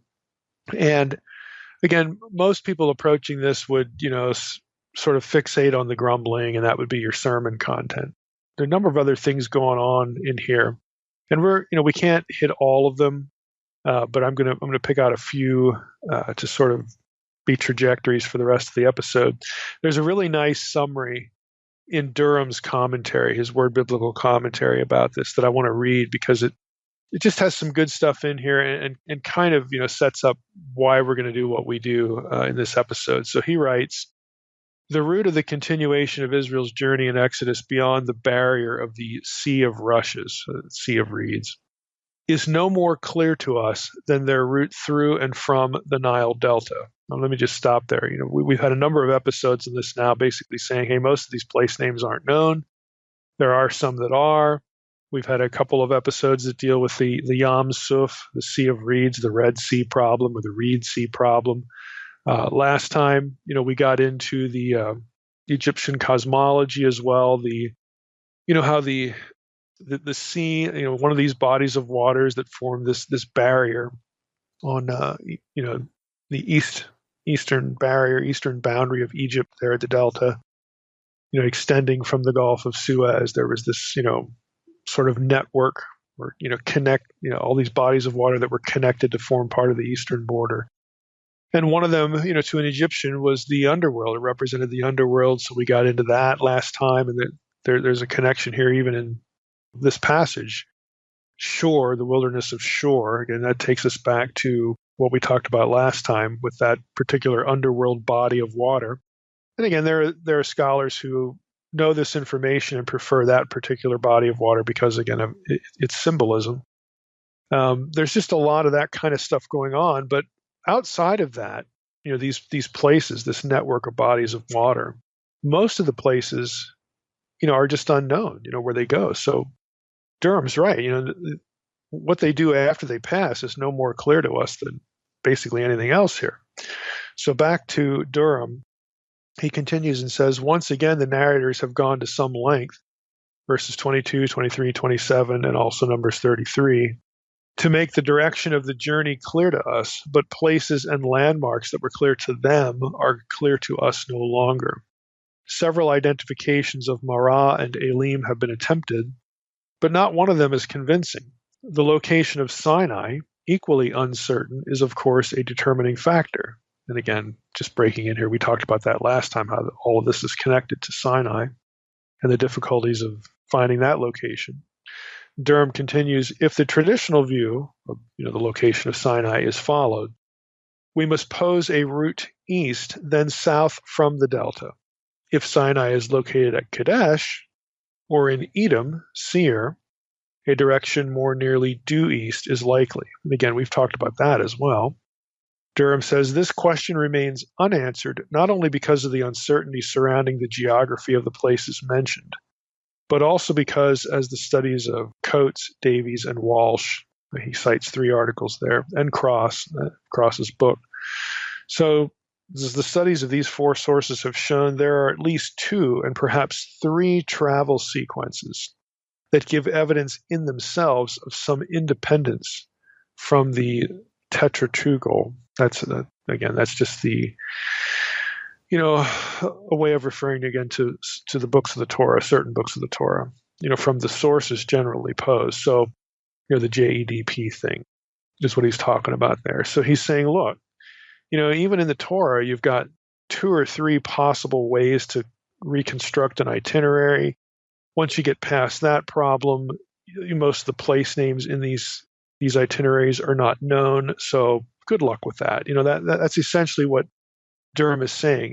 It summarizes, what we've said in several episodes up to this point. So rather than spend our time, talking about, hey, where is Marah? Hey, where is Elim? I want to get into the, how an ancient reader, what they would have been thinking, especially in relation to the last verse, the 12, springs and the 70 palm trees and Elim, all that kind of stuff. How that would have set their imaginations, on fire, that they would have been thinking certain thoughts immediately when they hit that verse. And not only just that verse, but the whole, kind of the way this thing is set up from the crossing to this paradise place, this little mini itinerary here, verses 22 through 27. And I've put I'll put this in the protected folder. There's an article by Bernard Robinson. Now, there isn't much written on verses 22 through 27 specifically, and this is one of the few items that is. And I don't always agree with Robinson's assessment, but again, since it's one of the few sources that you can actually get that gets into the symbolism of these verses, I'll put it in the protected folder. The title of the article is Symbolism in Exodus 15, 22 through 27. And it comes from the scholarly journal Revue Biblique, volume 94, number 3. It's 1987, and pages 376 through 388. Now, I'll be dipping into Robinson a little bit as we go along, several places. But he kind of sets up where he's going, and so kind of sets up where we're going early on in his article. So let me read paragraph or 2 here as to how he gets going. He writes, the story begins at 1522 with the Israelites striking camp at the Yam Suf, again, Sea of Reeds, Red Sea, however we translate that, and reaches its climax after several ordeals with the opposite activity, Israel's pitching camp by the waters of Elim. That's verse 27. As if to say that the theme of the narrative is, in Cassuto's words, From the peril of the Sea of Reeds to the safe dwelling place by the waters of the wells of Elim, unquote. So he's quoting Cassuto there, he's a famous Jewish commentator. Israel's journeyings between verses 22 and 27 are beset with hazards. No sooner has she escaped from pursuing Egyptians than she is in danger of death by thirst. She finds water, but it is rendered drinkable only by divine interposition.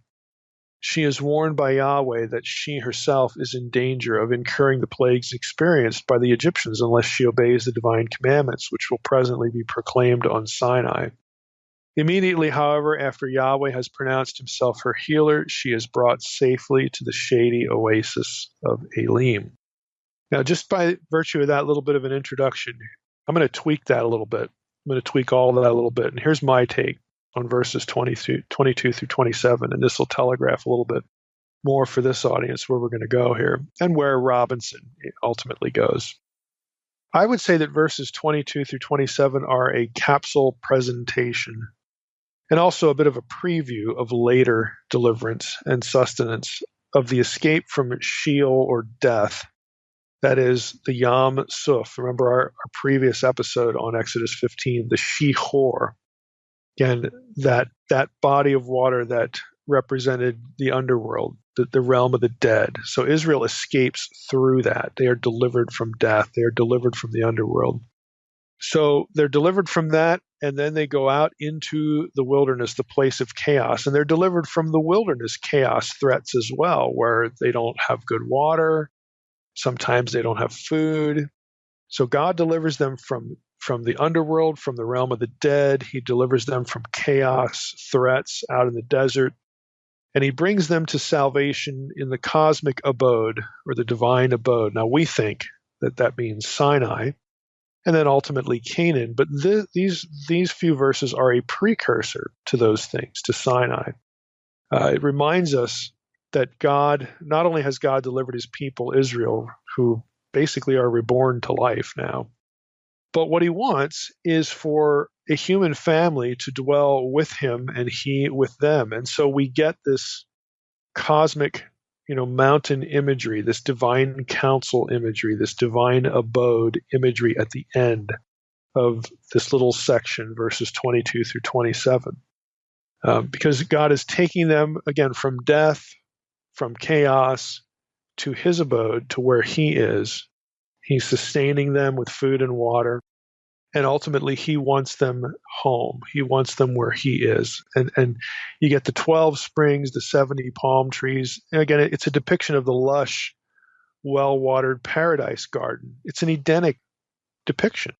So we've talked a lot in Unseen Realm. Again, if you haven't read Unseen Realm, you just got to get up to speed. Either that or read Supernatural, because I can't keep repeating the content of the book in these episodes. But there's a reason why Eden is described as both a well-watered garden, where there's abundance of food, and a mountain. Scripture describes Eden as both. And the reason for that is because gardens and mountains are places of divine dwelling in ancient Near Eastern thought. The gods dwell in the best places where there is no want, and they dwell in the most remote, inaccessible places where there aren't any people. Because the divine abode is not for people, but the Israelite version of this, the Hebrew Bible version of this, is an exception. God wants people. He actually installs humans from the very beginning of the story in his abode. He wants a human family. And then when that gets ruined, by rebellion, not just in Genesis 3, but a series of other supernatural and human rebellions in the primeval story, the rest of the Old Testament, the rest of the Bible, is about God restoring his original desire, God working his original plan. There is no plan B. God wants a human family. He wants them with him, and he wants to be with them. So you get those ideas played out in various scenes throughout the Bible. And this is, again, a little encapsulation of a much bigger scene, because the bigger scene is, Israel as a nation, and Israel was chosen because of the rebellion at Babel, and, the nations assigned to the sons of God who become corrupt and have to be dealt with, and blah, blah, blah, blah, blah, Psalm 82. And so God turns around and takes Israel, as his portion through Abraham, his choice of Abraham, his supernatural enabling of Abraham and his wife Sarah to have a child, and out of that child is going to be his really newly reconstituted human family. And then God is trying to get Abraham to the place where God has chosen to put his name to dwell, and he wants them to dwell with him. We get God appears to them to the patriarchs where? By trees, well-watered gardens, or mountains. Okay, these themes ripple through the Bible, and they are designed to telegraph the fact that God wants to be with his human family, and he wants his human family with him. Eventually, that morphs into a nation and a monarchy and blah, so on and so forth. So these things, again, in the Old Testament just ripple through, and then we get the New Testament, how they are ultimately completed, or completed in an anticipatory way. They are inaugurated, waiting a full consummation through Jesus and the coming of the Spirit, and so on and so forth. So these are all the core stock elements of the supernatural meta-narrative of the Bible. And we get in these few verses, 22 through 27, it's told in capsule form. The deliverance from death, deliverance from chaos, and now we're at the place where God dwells. His family is with him. That's the point, and that's what's being telegraphed in verses 22 through 27. And it's hard for us to pick that out unless we're sensitive to garden imagery 1270. The numbers and the imagery means something. Even Elim, which is, plural for gods. Okay, how much more can it be telegraphed? Now, granted, if you actually look at the spelling, you have Elim in Hebrew instead of Elim, but there are places elsewhere in the Hebrew Bible where you get the absence of the sorry for the Hebrew spasm here, but the absence of the yod before the mem at the ending, where an emendation really needs to be made, because of something else in the passage where you actually have, gods there. But in this case, it's fine to say it's just wordplay between two different words, Elim and Elim, but you have the 12 and the 70. And, again, the Semitic, the Hebrew reader is going to catch the wordplay immediately. This is the dwelling of God. This is the divine abode. This is what it looks like. Springs of water, 70 palm trees again, and the 12. The 70 and the 12 are going to matter here, and we're going to hit those. So what I want to do for the rest of the episode is talk about the water and the trees and the numbers, and, again, sort of flesh this out a little bit. But what you have essentially, again, my tweak here at Robinson's beginning is you get, sort of the supernatural meta-narrative in just a few verses, the main themes, the core ideas anyway. So what Robinson does after his intro is he proceeds to venture into a discussion of the symbolism. And I think that the very next paragraph, once he gets into symbolism, is useful for illustrating the difference between what the rabbis are doing and what the early church is doing and what we ought to be doing. Again, taking the text in its own original context rather than sort of making stuff up. And Robinson writes this. I just think this is a good illustration. The early Jewish and Christian commentators frequently found symbolism in the Marah and Elim narratives. Thus, a number of the Jewish writers saw in our passage a symbolic message about the Torah, usually to the effect that without the Torah, the people's life was bitter. Until at Marah, Yahweh gave them an advanced installment of the laws and sweetened their lives with the tree of life, which is the Torah. And then at Elim, they then studied the laws that they had recently received. Okay, well, that really isn't in the text. Okay, and of course, if you're a rabbi, everything's about the Torah. If you're a Christian, everything's about Jesus. So Robinson continues. He says the Christian fathers tended, for their part, to see in the tree of Marah a symbol of the cross of Christ. For them, the bitter waters usually symbolize the letter of the law, which the cross would sweeten.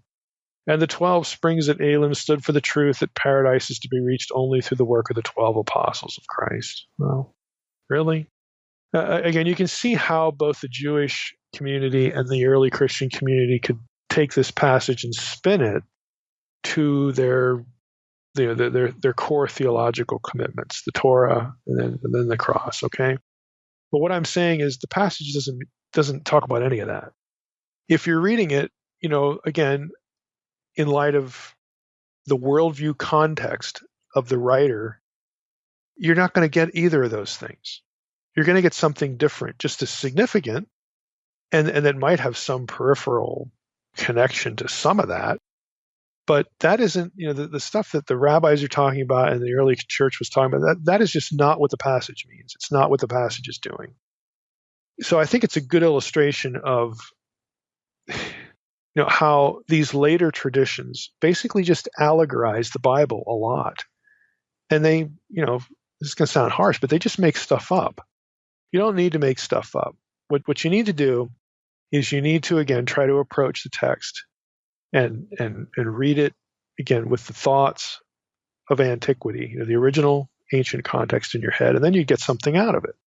So that's all we're trying to do here in the podcast. It's all, we're trying to do an Unseen Realm. And I think, again, especially if you've read Unseen Realm, you know the difference. And this is a little bit of a glimpse of the difference.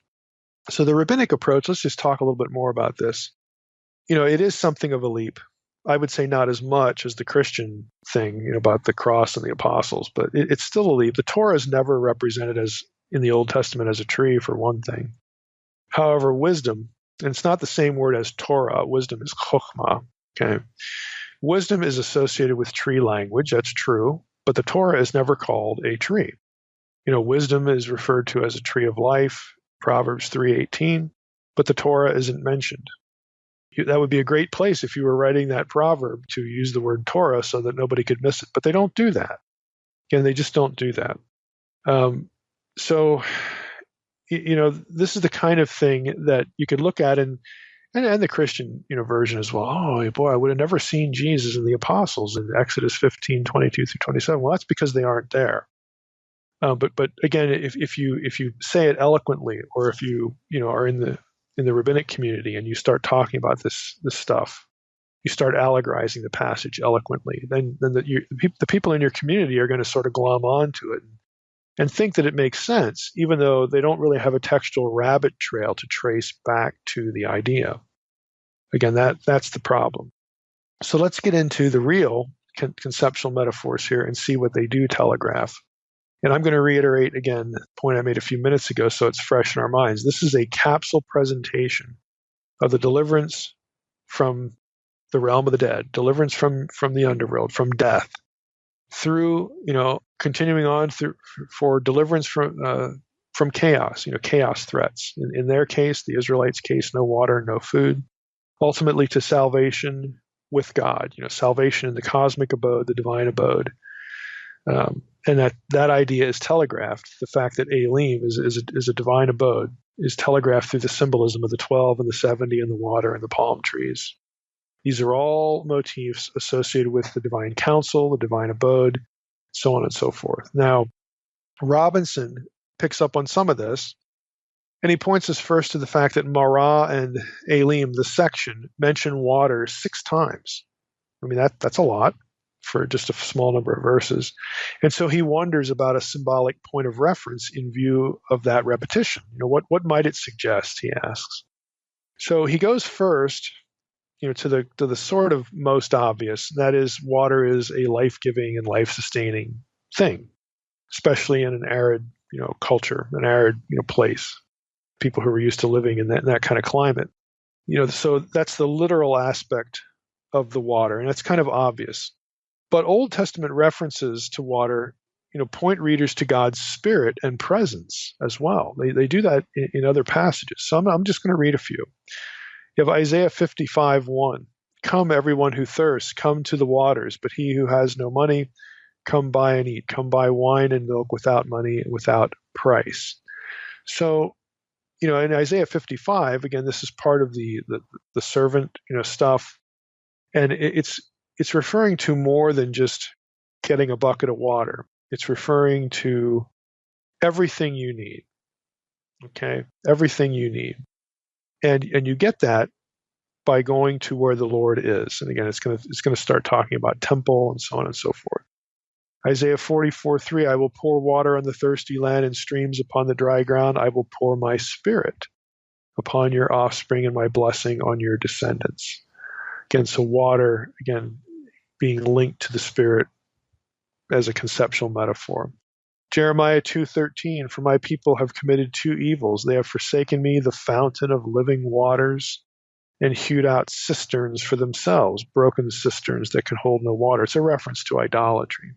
So they've traded me in, the fountain of living waters, for these things they create themselves. So it's equating the divine presence with water. And obviously, if you read a verse like that, the fountain of living waters, who do you think of? Well, as Christians, we think of Jesus because he uses the same phrase, same idea, in the water, the woman at the well passage in John 4. You have Ezekiel 36:25 through 27. I will sprinkle clean water on you, and you shall be clean from all your uncleanness. From all your idols I will cleanse you, and I will give you a new heart, and a new spirit I will put within you. I will remove the heart of stone from your flesh and give you a heart of flesh. So on and so forth. I will put my spirit within you. So there again, we have water being used as a vehicle to talk about the presence of God, the Spirit of God. Ezekiel 47, you got the first 9 verses. I'm not going to read all of them, but you have this supernatural stream of water flowing from the temple. Again, the temple imagery there, if you want to go back and listen to our series on Ezekiel, I'd recommend, we did two episodes on Ezekiel 40 through 48, the temple imagery there. And the first one deals with the difficulties of taking chapters 40 through 48 literally, the sort of the conundrums they create and the shortcomings that has. And then the second one loops Ezekiel 40 through 48 into New Testament temple talk, which focuses first on Jesus and then on the body of Jesus, the body of Christ, which is the church. And you get, again, you get the imagery, of the temple, associated with the fountain of living waters. Well, that's how Jesus refers to himself. And it's also how he refers to believers, those who believe in him. I'll cause, springs of living water to flow up and well up within you. Again, it's actually consistent kind of language. It's just applied to Jesus and to the body of Christ on a bigger, more grander scale. So this is the kind of thing that we need to be aware of. We need to be thinking about. And in the Old Testament, the point for today is you do have passages that talk about water, and what they're really referring to is the presence of God and the Spirit of God. So while, sure, water is the literal source of life, I get it. God as the life source is also conveyed by water imagery. And God's presence, where God is, there is life. Again, this is going to mentally take us back into, garden imagery, like in Eden, that the presence of God was there. Why? Because that's where God lives. It's the divine abode. And you describe the divine abode through this garden, well-watered garden imagery, that we get with Eden and so on and so forth. It's just, these are classic elements of divine counsel descriptions in the wider ancient Near Eastern literature and in the Hebrew Bible. And this is where God is. And so we're going to use these metaphors, these things like water and springs, to take our minds back to the paradise that is the divine abode. That's what the description of Elim is about, to make us think of that. Now, the idea, of course, is reinforced by the palm trees. In this passage, verse 27, there are 70 of them. And yeah, it's interesting, and we'll come back to this, that 70 is the number of the sons of God, members of El's council at Ugar. Again, everybody who's in the Israelite religion pretty much knows that. In the Hebrew Bible, it's the number of the nations assigned to the sons of God by Yahweh. And reading Deuteronomy 32:8 with the Septuagint and, of course, the Dead Sea Scrolls before them. Again, the number 70 there is telling. It's the number of the nations, that were abandoned, disinherited by God. And then what does God do in the very next, breath, so to speak? That's when he calls Abraham and creates for himself a new human family. And the rest, humanity to that point is put under placeholders, and we know that doesn't go well because of Psalm 82 and some other passages. We have this situation here where the ideal, God over the nations, over all people, the fulfillment of the Edenic idea. What was the idea in Eden? God comes to earth. This is what Eden is. Eden is not the whole world. Eden is a little place in the world. God comes to this garden that he has made. He has put humanity in it. He tells humanity, okay, multiply now, be fruitful and multiply, and then go out and subdue the earth. Now, the garden doesn't need to be subdued. You don't have the subduing language of the garden. You have you still have partnership idea. You have working and maintaining it. But the rest of the world needs to be subdued. It's a word that you would use for chaos. A word that you would use for something that needs to be made better or tamed. And so the original mission is that here's where you live. This is our house. This is our headquarters, this place called Eden. God is with man. Man is with God.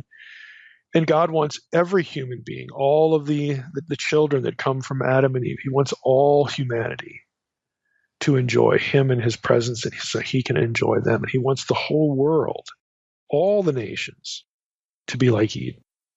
Of course, that isn't what happens, right? But the numbering of them here, the fact that we've got it at Elim, we've got the number 70, which corresponds to the number of nations, telegraphs the idea that, God really wanted and still wants all of the nations home with him.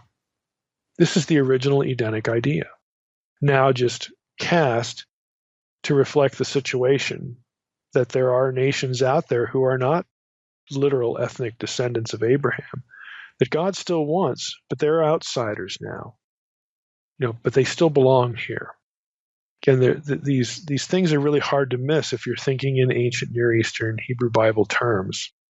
Now, Robinson writes this: the image of the sacred tree, and Robinson is going to quote E.O. James, is, quote, an integral and recurrent feature in one form or another at all times and in most states of culture, unquote, and rests upon, quote, the conception of an ultimate source of self-renewing life at the center of the cosmos, unquote.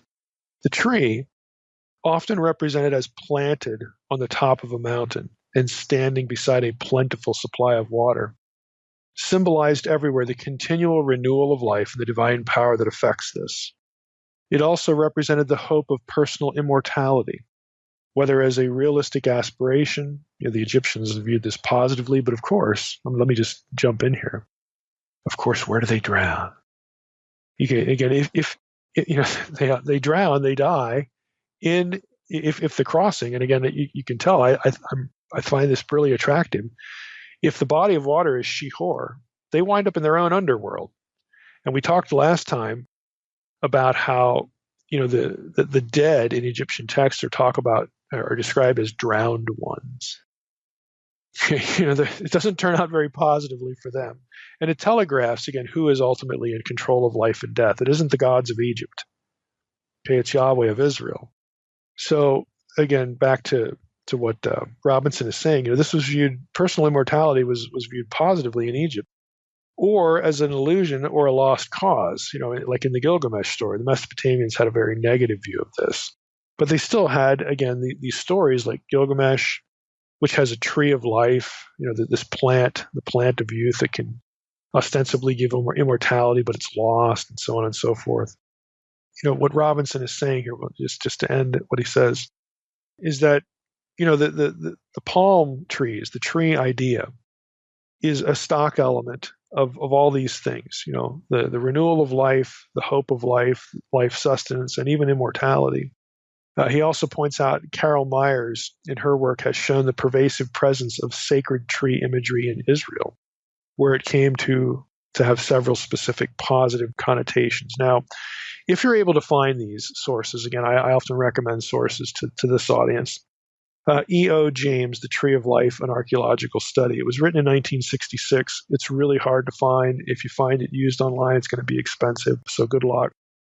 However, Carol Myers' book, The Tabernacle Menorah, subtitle A Synthetic Study of a Symbol from the Biblical Cult, 1976, that is still available for a reasonable price, and it's really excellent. It's tree imagery, it's the menorah, it's the tabernacle. It's just a great work. It situates all that stuff again in a wider ancient Near Eastern context. As far as let's take a little sidebar here. on tree imagery, because in the Faith Life Study Bible, again, I've written a lot of notes for that thing. I actually wrote a sidebar on sacred trees in Israelite religion. So I'm going to read that. It's short. But again, it just gives you the idea of some of the things that a book like, Carol Meyer's work on the menorah, with the stuff that she would get into, tree imagery in the Hebrew Bible and what it signifies. So I wrote this. The little sidebar is called Sacred Trees in Israelite Religion. The narratives about the patriarchs of Israel, Abraham, Isaac, and Jacob, provide insights into the faith of God's people before the establishment of the priesthood, tabernacle, and law. Trees play a particularly interesting role in this faith. Sites marked by trees often became associated with the appearances of Yahweh that involve divine revelation. Again, just to break in here, the idea again is that the trees signify the place of divine encounter, where God is, and ultimately all of these link back to Eden, because God was with man in a garden that had lots of trees. Okay. For example, continuing with the sidebar, in Genesis 12, 6 and 7, the oak at Shechem commemorated Yahweh's appearance to Abram with the promises of the covenant. Later in Genesis 35, 4, it marked the place where Jacob buried his family's idols to fulfill a vow to Yahweh. Due to these events, the oak at Shechem became a sacred site. It was considered a place of divine residence and encounter many years after the patriarchs. In Joshua 24, 25 through 27, Joshua erected a stone at the oak of Shechem containing a portion of the Word of God. The site was chosen for its significance as a holy place. The Hebrew is mikdash, sanctuary, for the God of Israel. In Judges 9, 5 through 6, Gideon's son Abimelech was declared king, quote, by the oak of the pillar at Shechem, unquote. The pillar at the town of Shechem also appears later in the same chapter. There, the tree is associated with divine revelation. Judges 9, 34 through 37. Judges 4, 4 through 5 contains a similar association of a tree with divine revelation. There, the prophetess Deborah customarily sat under, quote, the palm tree of Deborah, unquote, to fulfill her ministry. In 2 Samuel 5, 24 and 25, God tells David to listen for the sound of marching in the tops of balsam trees as a sign to attack the Philistines. The guidance was supernatural. Later in Israel's history, the land was apparently dotted with trees or pillars to mimic a tree, to mark the location of false gods and their place of worship. These, quote, high places, unquote, and their pillars, matzavot, were ubiquitous. Pagan tree symbols were particularly associated with the goddess Asherah, 1 Kings 14:23, 2 Kings 17:10, so on and so forth. This unfortunate evolution profaned a sacred symbol of Israel and Yahweh's presence with the nation. God angrily spewed out judgment on such places in Ezekiel 6:13, for example. So that's the end of the sidebar. But again, why trees? Well, you could say, well, that's where God chooses to appear. Well, some of these places are only planted after the encounter. You would either appear at a place with a tree, or plant a tree to commemorate a divine encounter, to take the mind back to Eden, okay, to the cosmic garden, the garden which is God's abode. That is why you would do it. This is why the tabernacle gets decorated with, lo and behold, garden stuff, okay, the menorah, tree of life, even the bread of the presence. Why? How is that a garden imagery? Because there was lots to eat in Eden. And the bread of the presence is the bread of the presence. God is the sustainer of life. As it was at the beginning, so it is now here in the tabernacle. This is the miniature, home of God now. It's the portable Eden. And how do we know this is, again, coherent? Because when they build the temple gets decorated like a garden, plants and animals. Of course, you've got the menorah there, you've got the ark. The ark guarded the entrance to Eden, and all these things are not accidental. They are designed to take the mind back to the cosmic garden, also referred to as a mountain, again in Ezekiel, because this is where God dwells. This is where God dwells, and not only that, but it's where He wants you. It's where He wants His human family. So, again, I would encourage you to get into this kind of material because it really helps. Now, James, just to elaborate on him a little bit more, and Robinson's use of him. This goes some interesting directions beyond what we've already talked about. James tends to see the sacred tree idea in any wooden member of the plant kingdom. It might be going too far. I'm not sure that's solid, but it's fair to say, in fairness to him, that the ancient Near Eastern imagery about trees isn't always depicted artistically as something that looks like, for example, an oak tree, something really big and solid. A lot of times, sacred tree imagery is a smaller plant. That's true. Plant or a bush. Bush. What does that make us think of? A bush. Exodus 3. Again, and James goes here. Exodus 3, this is where Yahweh is. Yahweh is in the burning bush. So James and Robinson suggest that the burning bush manifests by means of both the tree and the fire. Fire, again, is an element associated with divine presence. They think that this is part of cosmic tree imagery. It's the presence of Yahweh. Fair enough. I would say Deuteronomy 33:13 through 16. Again, it's kind of interesting. Let me read that. This is Moses speaking about Joseph, the tribe, or that, without getting into how the tribes are parsed here. And of Joseph he said, "Blessed by the Lord be his land with the choicest gifts of heaven above, and of the deep that crouches beneath, with the choicest fruits of the sun and the rich yield of the months, with the finest produce of the ancient mountains and the abundance of the everlasting hills, with the best gifts of the earth and its fullness, and the favor of him who dwells in the bush.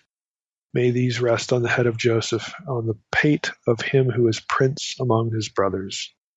Kind of interesting. I'm no farmer. I'm no, horticulturalist. But it doesn't seem like there's a whole lot that's grown on mountains. But the line here, the finest produce of the ancient mountains and the abundance of the everlasting hills, the favor of him who dwells in the bush. Again, James and Robinson are going to go back to a passage like this and say, look, yeah, you can grow stuff there, okay, but it's really designed to cast God as the sustainer of life. And the mountain imagery combined with the abundance imagery is cosmic mountain, cosmic garden language. And here it's part of a blessing on Joseph, and his progeny. James goes on, and again, this is really interesting. He suggests that this is the point of Exodus 17, where Moses' rod, which he refers to as a portable symbol of the tree, because it's made from a tree, is successfully raised aloft as a victory banner in the battle against Amalek. Now that I find really interesting, because that's kind of a bizarre passage, where they have to keep Moses' arms up. And you could say, well, that's because, this is the rod that God gave him. That's right. He gave it to him at Sinai and God was in the bush. Oh yeah. You could say, well, it's because the rod had power. God's using the rod, and that's all true. But what James and Robinson are angling for here is, hey, where's that thing made from? It's made from a tree.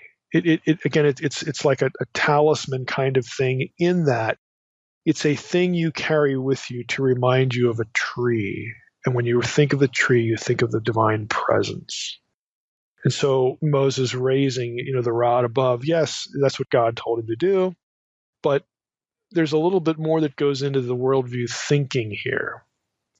It's a symbol of the presence of God and the power of God, not just because Moses happened to have it with him at the bush encounter, but because of its material, what it is, just intrinsically. So again, I don't know if they're pressing some of that too far, but it's interesting. I think it's really worth thinking about.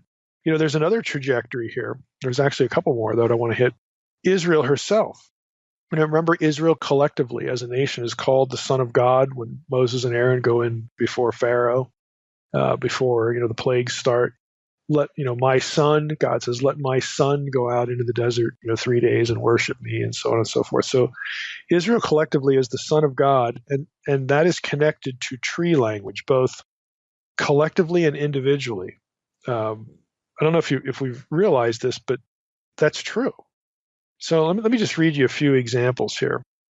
There's tree language associated with the nation or with, parts of the nation, individuals, and along with that is planting language. Again, this is, I wish I had the right term here. I want to say horticulture, but I don't think that's the right term. But anyway, these are terms that you would associate with the nurture and care of trees, okay, of planted, things, substantial planted things, okay. That's an awkward way of saying this, and somebody's going to give me the right word later on. It'll be too late then. But Exodus 15:17 says this: you will bring them in, again, this is Moses, the Song of Moses, again, talking about what God's going to do with the nation. You will bring them in and plant them. Where? In a field somewhere? No, on your own mountain. There's the garden and the mountain imagery again. You will bring them in and plant them on your own mountain, the place, O Lord, which you have made for your abode. The sanctuary, O Lord, which your hands have established. That's Exodus 15:17. Talking about the nation, using planting language. 2 Samuel 7:10. I will appoint a place for my people Israel and will plant them so that they may dwell in their own place and be disturbed no more. And the parallel to that is 1 Chronicles 17:9. Psalm 80, verses 8 through 11. You, O God, brought a vine out of Egypt. You drove out the nations and planted it. You cleared the ground for it. It took deep root and filled the land. The mountains were covered with its shade, the mighty cedars with its branches. It sent out its branches to the sea and its shoots to the river. It's cosmic garden and cosmic mountain imagery applied to not necessarily God or God's own place, but it is God's place because it's applied to God's family, God's people. Again, these are all little forays, or they're the launching point for all of this stuff is the original Edenic vision that God has, that we have, again, the early chapters of Genesis. Isaiah 44:3-5. I will pour water on the thirsty land and streams on the dry ground. I will pour out my spirit on your offspring. And we read this before about the spirit. I will pour out my spirit. But notice the agricultural terminology. Pour water. Pour out my spirit. They will spring up among the grass like willows. That's verse 4. Israel will spring up among the grass like willows by flowing streams. Okay, this one will say, I am the Lord's. Another will call on the name of Jacob. Another will write on his hand the Lord's, and then name himself by the name of Israel. Jeremiah 24:6, I will set my eyes on them for good, and I will bring them back to this land. I will build them up and not tear them down. I will plant them and not pluck them up. Hosea 14:6-8, his shoots, think of roots or something like that. His shoots or branches shall spread out. His beauty shall be like the olive tree, and his fragrance like Lebanon. They shall return and dwell beneath my shadow. They shall flourish like the grain. They shall blossom like the vine.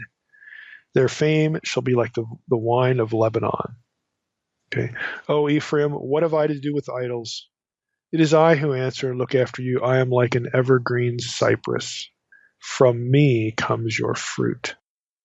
So, there you have God as a reference, probably Messianic, as a reference, and the nation itself as a reference. Again, using the same kind of language. Amos 9:15, I will plant them on their land, and they shall never again be uprooted out of the land that I have given them, says the Lord your God.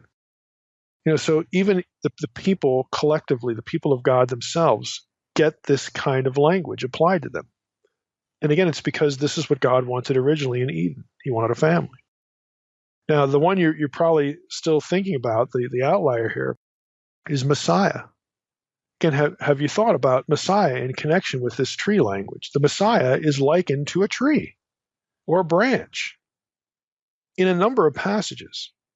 And I'm going to read these to you and note that there are several of them that also combine the branch language with God's mountain.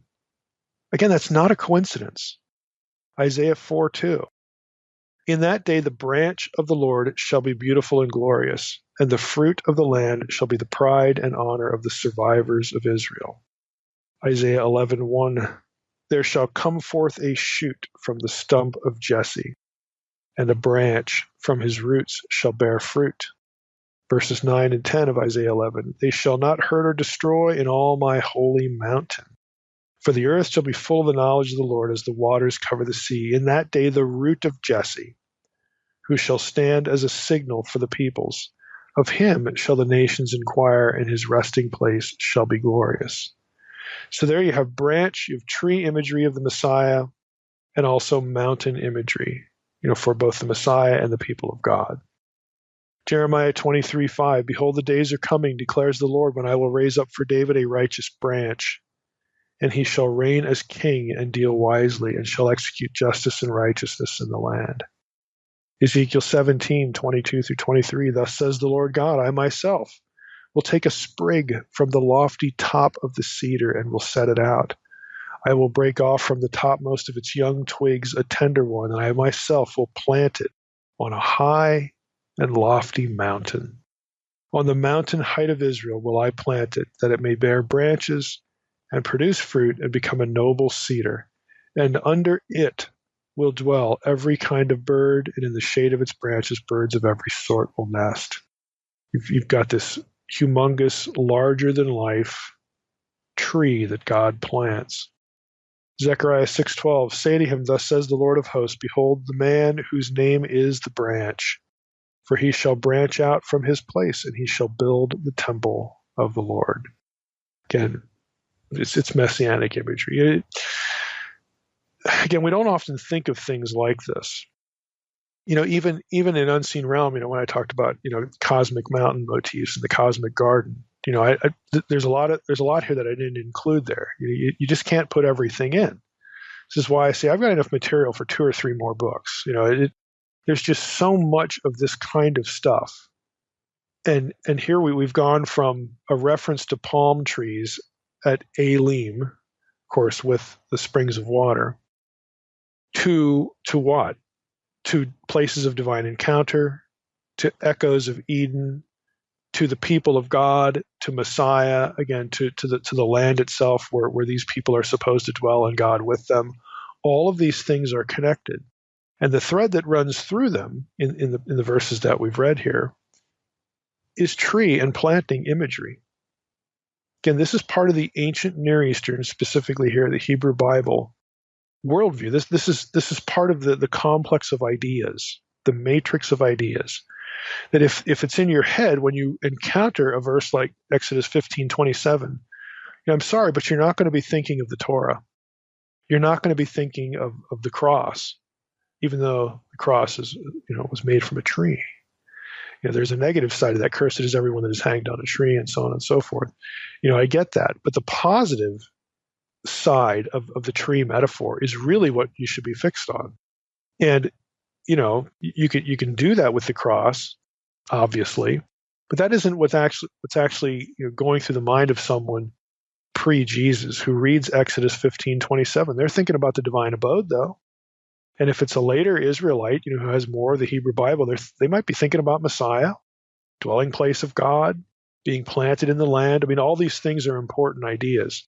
That you don't have to allegorize the passage is my point. There's just plenty of material here, biblical theological material, to track on in your own personal study or preaching or whatever.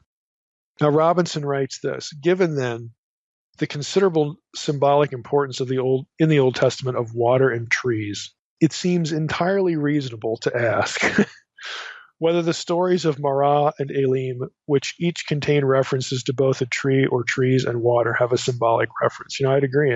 That's quite reasonable. This interpretation, Robinson says, indeed, to me, seems to be already attested within the Old Testament itself. In Isaiah 12:3, let's just read that. With joy you will draw water from the wells of salvation. In Isaiah 12:3, immediately after a reference to the crossing of the Reed Sea, that's in Isaiah 11:15 and 16, and to the singing of the Song of Moses, that's the first 2 verses of Isaiah 12, we have the phrase, with joy you will draw water from the springs of salvation. And what he's saying here is that that's a reference to Elim in the itinerary. It's the place of salvation. Well, how would it be the place of salvation? Because of the symbology that is in verse 27 when Elim is mentioned. It's the divine abode. It's the presence of God. That's why it's springs of salvation, place of salvation. It symbolizes, again, where salvation is, where eternal life is. That would be with God. Again, that's the original Edenic vision. Let's talk a little bit about the number 12. If the water and trees point to the divine abode, okay, the divine presence, and by extension, the divine counsel, again, God's entourage is in his abode, as his abode is also his throne room in Scripture. And of course, we have plenty of instances where we have members of the heavenly host with God in his throne room where he runs the show. If that's true, and all those things are, in Scripture, then the number 12 here seems transparently to speak of the inclusion of Israel. The inclusion of Israel, the 12 tribes, in God's family. Israel is the product of Abraham, whom God chose to restart his human family after divorcing the nations at Babel. That really makes complete conceptual sense to include the number 12 in this little description of Elim, where God is, his family, his house. To include the number 12 there would make perfect sense because that would be the 12 tribes, and the 12 tribes are the restarting of the human family God wanted after he had to abandon humanity at Babel. Now, Robinson says the number 12 was generally taken by Jewish commentators to contain a reference to the 12 tribes, and I think it very improbable that this is a late conceit, Robinson says. For I cannot believe that any reader of the text in the Old Testament period would have failed to make the connection. I would agree with that. This is not a late invention. You don't need that. This is going to be transparent. Now, I would say, just as my own little rabbit trail, I got a couple of rabbit trails here. In case somebody out there in the listenership wants to presume that this means salvation by ethnicity, that they're defining election that way. Oh, you're a Jew, you're elect, you're going to be in heaven. It actually requires the opposite. One could not be worshiping another God and be part of Yahweh's home. Yahweh shares his fathership with no other. Israel is supposed to be utterly separate from the gods of the nations, and so believing loyalty, which, I discussed this in Unseen Realm a good bit. Believing loyalty, as always, is the point of salvation talk, not ethnicity, not law keeping. You can't merit salvation. You must believe and worship no other. Okay, it's believing loyalty. In the Old Testament, you believe that Yahweh was the God of gods. He is who he says he is, and he has chosen to be in covenant relationship with us, and we will worship no other. We will assign our faith for our eternal destiny to him and his covenant. Not by being born into it. We must believe this stuff and not worship another. It's believing loyalty. Okay, it's very consistent, and it's consistent even into the New Testament as well. Now, I want to take this a little bit further into the New Testament, and this is going to be sort of a bit of a riff, but I find it really interesting. In relation to the 12 apostles, specifically, my launching point here is going to be Mark chapter 3, verses 14 and following. And you could start it in one of the other Gospels too, but the calling of the 12. I'm going to read you a section from Joel Marcus's Anchor Bible commentary, Mark 1 through 8, about the calling of the 12, because this is one of the few commentators, again, that doesn't miss sort of the bigger picture, the bigger metaphorical, the conceptual metaphorical, biblical theological picture of the calling specifically of the 12. And it's also the backdrop for why when Judas, was lost, that the number had to be restored, because it meant something. It telegraphed a set of ideas. Again, it's part of the matrix of ideas. So Marcus writes this, and again, he's commenting, this isn't an Exodus commentary, he's commenting on Mark chapter 3. Jesus calls the 12. He writes, "It is probable that when Mark describes Jesus' ascent of the mountain, he has in mind Moses' ascents of Sinai throughout the Pentateuch, Exodus 19, Exodus 24, Exodus 34, so on. As Allison in his book, The New Moses, points out, In the Septuagint, Mark's phrase, anabainen eis ta horos, to go up to the mountain, occurs 24 times. That phrase occurs 24 times, of which 18 are in the Pentateuch, and most of the latter refer to Moses. Exodus 19:3 is a particularly interesting example, since 2 verses later, it is prophesied that Israel will be God's treasured possession, and this is similar to the way in which the mark in Jesus chooses the 12 for intimacy with himself, and hence by implication with God. Now, let me break in here. Remember, who's leading the people in Exodus 15? That's Moses, okay? And they're on the way to Sinai. And again, the 12 here being associated with the tribes of Israel. And in Exodus 15:27, it's the number 12, choosing the number 12 there for the springs, is a way of telegraphing the fact that God's people belong with him. Back to what Marcus is saying here. Another important Mosaic ascent occurs in Exodus 24:1-4, where Moses ascends Sinai in the company of a group of priests and elders and sets up pillars symbolizing the 12 tribes. We'll get to that when we get to Exodus 24, but that's true. He sets up pillars, one for each tribe, at the mountain.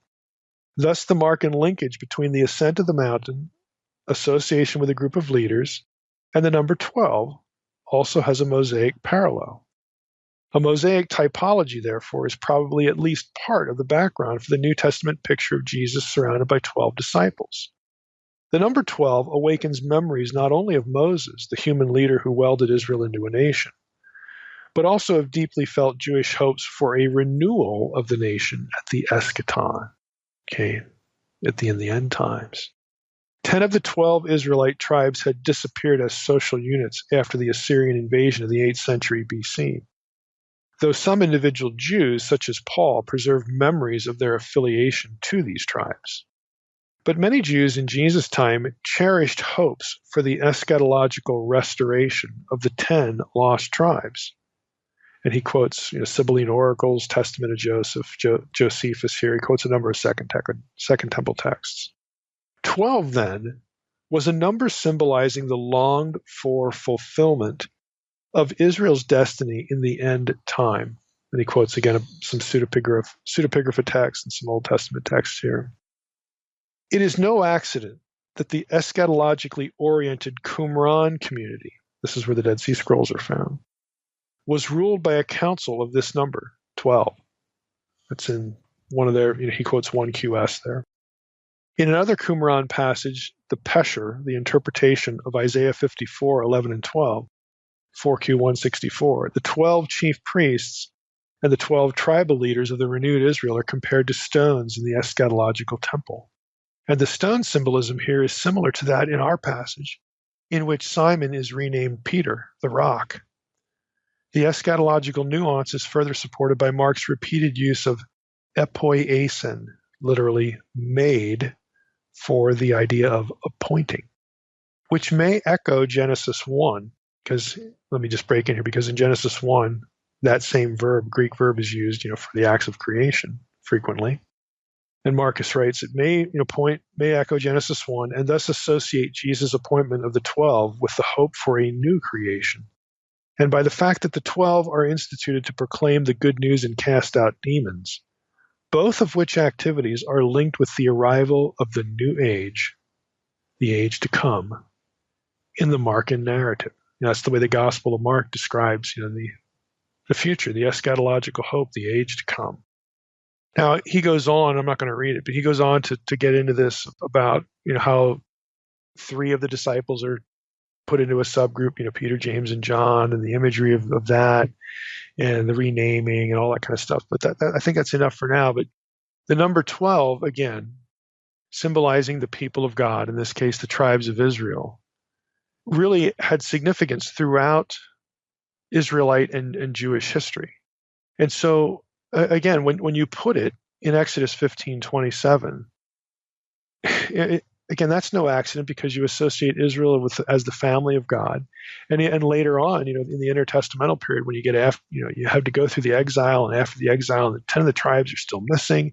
It was really a big deal when Jesus goes out. There's this guy who's doing all this crazy stuff, and he claims to be the Messiah, or people claim that about him, or whatever. I mean, he's going into the synagogue in Nazareth and saying, Isaiah 61 is fulfilled in your day, and all this kind of stuff. When he calls 12, okay, people are going to be thinking eschaton. He's going to bring the 12 tribes together. This guy, he's the branch, and we got the tree. Then the full tree is the people of God and the dwelling of God, and the land, and all these things are just going to converge because they're supposed to converge. They're all connected. And again, our little passage for today, is just, and it's a little seed, if I can borrow the metaphor here and use it. It encapsulates a whole bunch of ideas. But we have to ask, okay, if the 12 points to Israel as Yahweh's family, if it telegraphs God's desire to have these people in his home, so to speak, what does the 70 suggest? Well, I think you already know. I would say it suggests precisely the same thing. I think it's a textual allusion back to the nations in Genesis 10 being included in the covenant with Abraham. God's intention is not only that ethnic Israelites be in his human family. In fact, anyone who assigns their exclusive believing loyalty to Yahweh is a true Israelite, a true seed of Abraham. And that is why Paul explicitly uses that language of Gentiles in Galatians 3. Let me just read you Galatians 3, 7 through 9. It just can't be any clearer. Know then that it is those of faith who are the sons of Abraham. And the scripture, foreseeing that God would justify the Gentiles by faith, preached the gospel beforehand to Abraham, saying, in you shall all the nations be blessed. He's quoting Genesis 12:3, which is part of the covenant he makes when he calls Abraham right after abandoning the nations at Babel, abandoning the 70 nations. By faith, they are still going to be part. So then, Paul writes in verse 9, Galatians 3:9, those who are of faith are blessed along with Abraham, the man of faith. If we go to Galatians 3 a little bit later, verses 26 through 29, for in Christ Jesus you, and he's writing to the Galatians, these are Gentiles, you are all sons of God through faith. For as many of you as were baptized into Christ have put on Christ. There is neither Jew nor Greek. There's neither Jew or Gentile. There is neither slave nor free. There's no male and female, for you are all one in Christ Jesus. And if you are Christ's, then you are Abraham's offspring, heirs according to the promise. I mean, he just can't be any more explicit than that. So the 70 points to the 70 nations. An Israelite reading Exodus 15:27, Elim, the palm trees and the well-watered garden, and God, took us out from the realm of the dead, through the Shihor, through whatever, body of water it was, he delivered us from death. He's raised us, he's made us new. He's raised us to life. We're reborn as a nation. We go out and we cross the border. We go out into the desert, and we've got all the chaos, that the desert represents, and God protects us from that. He gives us good water to drink. He gives us food, so on and so forth. And again, they're going to wind up at Sinai. They're going to wind up, at Canaan, the land that flows with milk and honey and all that. But again, in little capsule form, they wind up at Elim in Exodus 15:27. You're going to wind up with God. You're going to wind up where God's house is. You're going to wind up in God's home. And they're going to look at that, the 12, that's us. It's the 12 tribes. And then they're going to keep reading it. 70 palm trees. Oh, yeah, that's right. Yeah, when God called Abraham and supernaturally created us, he also looped the nations into that. We can't forget that. We shouldn't forget that. And if they're living at a time when they have access to the later, chapters of Isaiah doesn't let them forget that. It's when you have Gentiles ministering as priests, before Yahweh in the temple. Okay, I mean, it's very clear that the nations are supposed to be in. In other words, Babel is supposed to be reversed. The nations aren't supposed to be forgotten. Babel is supposed to be reversed and restored. Humanity is, God's family comes from all tribes, all nations, so on and so forth. And so I think that the 70 is a numerical, conceptual reminder of that. God rebirths them at the Exodus. They go through all this stuff. And oh, by the way, let's not forget, let's not forget about the nations. So, in a nutshell, to wrap up here, in a nutshell, this is what we have in Exodus 15, 22 through 27. We've got a rehearsal of what's happened to this point. We've got a little bit of telegraphing of what's going to happen. Deliverance of death, deliverance from chaos, back in Yahweh's, home, his, where he is. We have that all sort of in a nutshell in Exodus 15, 22 through 27. God delivers them from death, preserves them supernaturally in the wilderness from chaos threats, and he brings them home. And again, they're supposed to be the conduit through which the rest of the nations are to be brought home as well. So there's a lot in this passage, again, to riff off and think about, that if you're aware of the wider, again, matrix of ideas, there's a lot of places to go here and a lot to think about. So I wanted to sort of give these verses their own episode, give them their own little stage time, because I think they deserve it.